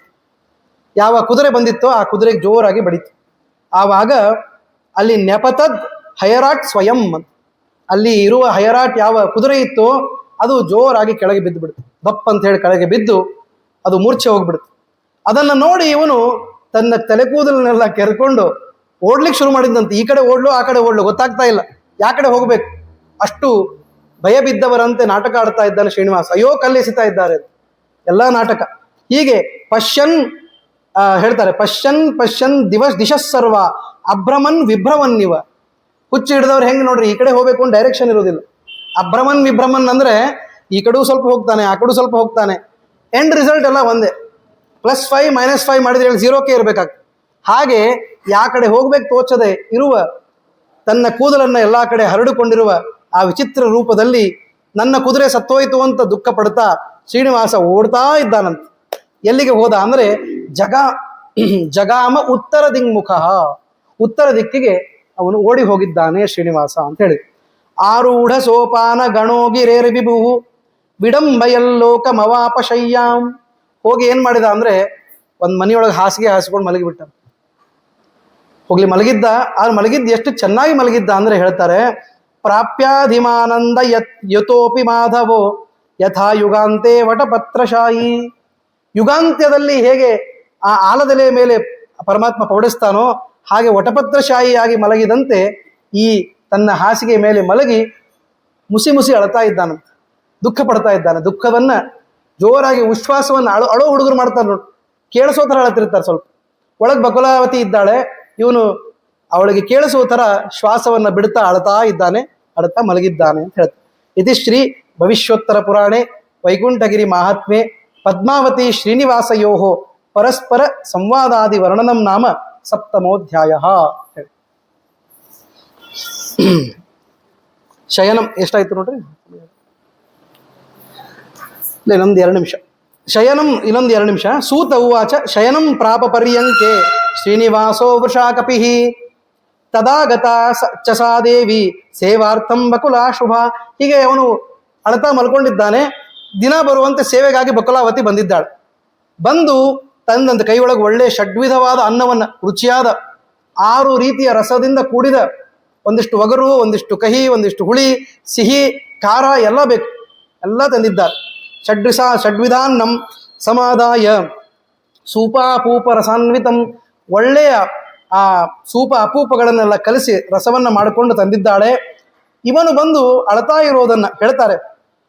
ಶ್ವಸಂತಂ ದೀರ್ಘ ನಿಶ್ವಾಸಂ ರುದಂತಂ ನೇತ್ರ ಬಿಂದುಬಿ. ಕಣ್ಣಿನೊಳಗೆ ಸಣ್ಣ ಸಣ್ಣ ಹನಿ ನೀರು ಬರ್ತಾ ಇದೆ. ಆಮೇಲೆ ಜೋರಾಗಿ ಶ್ವಾಸ ತಗೋತಾ ಇದ್ದಾನೆ. ನೀವು ಇಮ್ಯಾಜಿನ್ ಮಾಡ್ಬೋದು, ಸಣ್ಣ ಮಕ್ಕಳು ಅಳ್ಬೇಕಾದ್ರೆ ಹೆಂಗೆ ಅಳ್ತಾರೆ ಹಂಗೆ. ಅಭಾಷವಾಣಂ ಶ್ರೀಕಾಂತಂ ಬಭಾಷೆ ಬಕುಲಾ ಶುಭ. ಒಟ್ಟು ಮಾತಾಡ್ತಾ ಇಲ್ಲ. ಆವಾಗ ಬಕುಲಾವತಿ ಕೇಳಿದಂತೆ, ಏನಾಯ್ತು ಗೋವಿಂದ? ಉತ್ತಿಷ್ಠ ಗೋವಿಂದ ಕಿಂ ಶೇಷೇ ಪುರುಷೋತ್ತಮ ನ ಕದಾಚಿತ್ ದಿವಾ ಸ್ವಾಪೋ ನ ಕೃತಂ ರೋದನಂ ಹರೇಹೇ. ನಾನು ಬಂದು ಇಷ್ಟು ದಿವಸ ಆಯಿತು ನಿನ್ನ ಹತ್ರ, ವರಾಹ ದೇವರು ಕಳಿಸ್ಕೊಟ್ಟ ಮೇಲೆ. ಇಷ್ಟು ದಿನದಲ್ಲಿ 2 ಸಂಗತಿ ನಡೆದಿಲ್ಲ. ಒಂದು, ಮಧ್ಯಾಹ್ನದ ಹೊತ್ತ ನೀ ಅಂದೂ ಮಲಗಿಲ್ಲ ಹಾಸಿಗೆ ಮೇಲೆ. ನಾವು ಯಾವಾಗಲೂ ಬೆಡ್ ಹಾಸೆ ಇಟ್ಟಿರ್ತೀವಿ, ಹಿಂಗಾಗಿ ನಾವು ಯಾವ ಬೇಕಾದ ಮಲಗಿಬಿಡ್ತೀವಿ.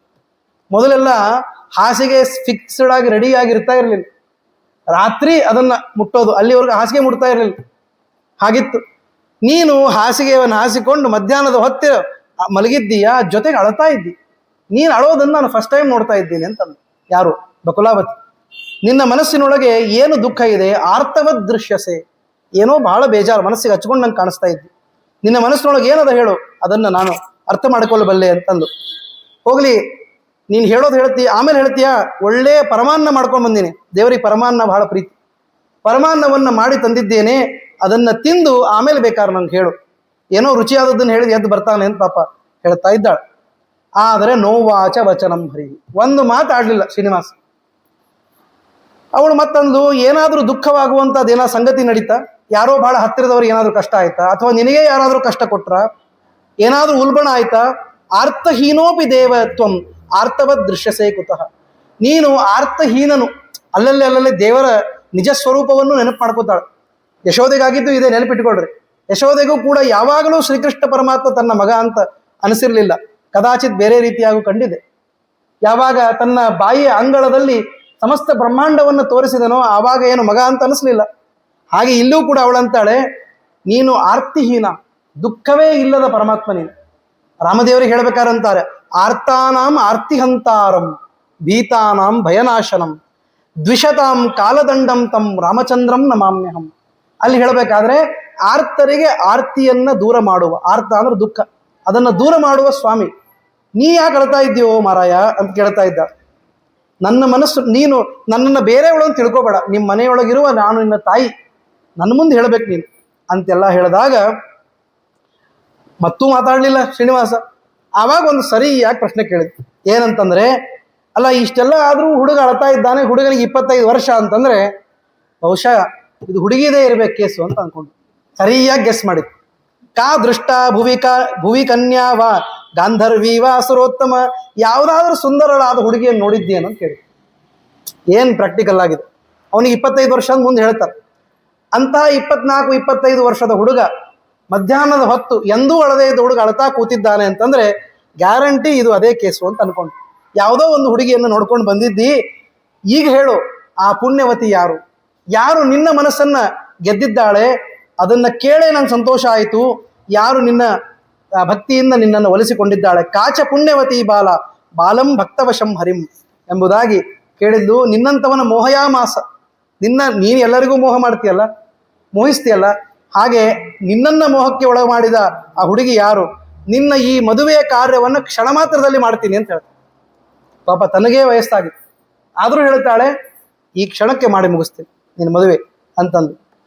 ಆದರೂ ಮಾತಾಡಲಿಲ್ಲ ಅಂತಂದಾಗ ಒಂದು ಸ್ವಲ್ಪ ವಿಚಾರ ಮಾಡಿದ್. ಪಾಪ ಏನಾದರೂ ಮೃಗ ಪಶು ಪಕ್ಷಿ ಏನಾದರೂ ಬೆನ್ನಟ್ಟಿ ಬಂದಿದ್ವಾ, ಏನು ರಾಕ್ಷಸ ಗಣಗಳು ಏನಾದ್ರೂ ಬೆನ್ನತ್ತಿದ್ವಾ, ಏನಾಗಿರ್ಬಹುದು ಅಂತ ಕೇಳಿದಾಗ ನಿನಗೆ ಮಂತ್ರನೋ ಯಂತ್ರನೋ ತಂತ್ರನೋ ಏನೋ ಮಾಡಿ ವ್ಯವಸ್ಥೆ ಮಾಡ್ತೀನಿ, ಅದನ್ನಾದರೂ ಹೇಳು ಅಂತೆಲ್ಲ ಹೇಳಿ ಕಾಲು ಒತ್ತಿದ್ಲಂತ. ಪಾಪ ನಾವು ಮಕ್ಕಳು ಅಳ್ತಾ ಇದ್ದಾಗ ಒಟ್ಟು ಮಾತು ಕೇಳಲಿಲ್ಲ ಅಂದರೆ ಒಂಚೂರು ಬೆನ್ನ ಮೇಲೆ ಕೈ ಆಡಿಸಿ ಕಾಲು ಒತ್ತಿ ಹೇಳ್ಪುಟ ಅಂತ ಅಂತೀವಲ್ಲ, ಹಾಗೆ ಶ್ರೀನಿವಾಸನನ್ನ ಇವಳು ಕೇಳ್ತಾ ಇದ್ದಾಳೆ.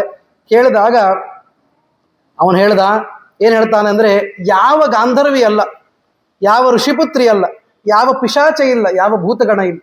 ನನ್ನ ಹೆಸರು ಕೇಳಿದ್ರೇ ಎಲ್ಲ ಭೂತಗಣಗಳು ಪಿಶಾಚಗಣಗಳು ಓಡಿ ಹೋಗ್ತಾ. ಅಂತಹ ನಾನು ಮನ್ನಾಮ ಸ್ಮರಣಾದೇತೆ ವಿದ್ರವಂತಿ ದಿಶೋ ದಶ, 10 ದಿಕ್ಕುಗಳಲ್ಲಿ ದಿಕ್ಕಾಪಾಲಾಗಿ ಓಡಿ ಹೋಗ್ತಾವೆ ನನ್ನ ಹೆಸರು ಕೇಳಿದೆ. ಅಂತಹ ಯಾವ ಗಣಗಳು ಬಂದು ನನಗೆ ಕಷ್ಟ ಕೊಡ್ತಾವೆ? ಇಲ್ಲ, ಹಾಗೇನೂ ಆಗಿಲ್ಲ. ಆದರೆ ನೀ ಹೇಳಿದ ಒಂದು ಸರಿ, ಒಂದು ಒಳ್ಳೆ ಹುಡುಗಿ ನೋಡ್ಕೊಂಡ್ ಬಂದೀನಿ ನಾನು ಅಂತಂದ. ಏನಂತ? ಮಯಾ ದೃಷ್ಟಾವರ ಕನ್ಯಾ ನಾಮ್ನಾ ಪದ್ಮಾವತಿ ಶುಭ. ಒಳ್ಳೆ ಎಲ್ಲ ಮತ್ತೆ ಪರಿವಾರದ ಲಿಸ್ಟೇ ತಗೊಂಡು ಬಂದಿದ್ದಲ್ಲ. ಹೇಳ್ದ, ನಾನು ಪದ್ಮಾವತಿ ಎಂಬ ಒಳ್ಳೆಯ ಹುಡುಗಿಯನ್ನು ನೋಡ್ಕೊಂಡು ಬಂದಿದ್ದೇನೆ. ಅವಳನ್ನು ನೋಡಿದಾಗಿಂದ ನನ್ನ ಮನಸ್ಸು ಮೋಹವಶವಾಗಿ ಬಿಟ್ಟಿದೆ. ಸುಂದರಿಯಾಗಿದ್ದಾಳೆ, ನೀಲಾಲಕ ವಿರಾಜಿತೆಯಾಗಿದ್ದಾಳೆ, ರಮಾ ಸಮಳಾಗಿದ್ದಾಳೆ ಅಂತ ಹೇಳಿ ಮಹಾಲಕ್ಷ್ಮಿಯಂತೆ ಇರುವ ಆ ಹುಡುಗಿಯನ್ನ ನಾನು ನೋಡ್ಕೊಂಡು ಬಂದಿದ್ದೇನೆ. ನಮ್ಮಿಬ್ಬರಿಗೂ ನೀನು ಮದುವೆ ಮಾಡಿಸ್ಬೇಕು ಅಂತ ಹೇಳಿದೆ. ಮುಂದೆ ಏನಾಯ್ತು ಅನ್ನೋದನ್ನ ನಾಳೆ ದಿವಸ ಶ್ರೀಕೃಷ್ಣ ಅರ್ಪಣಮಸ್ತು.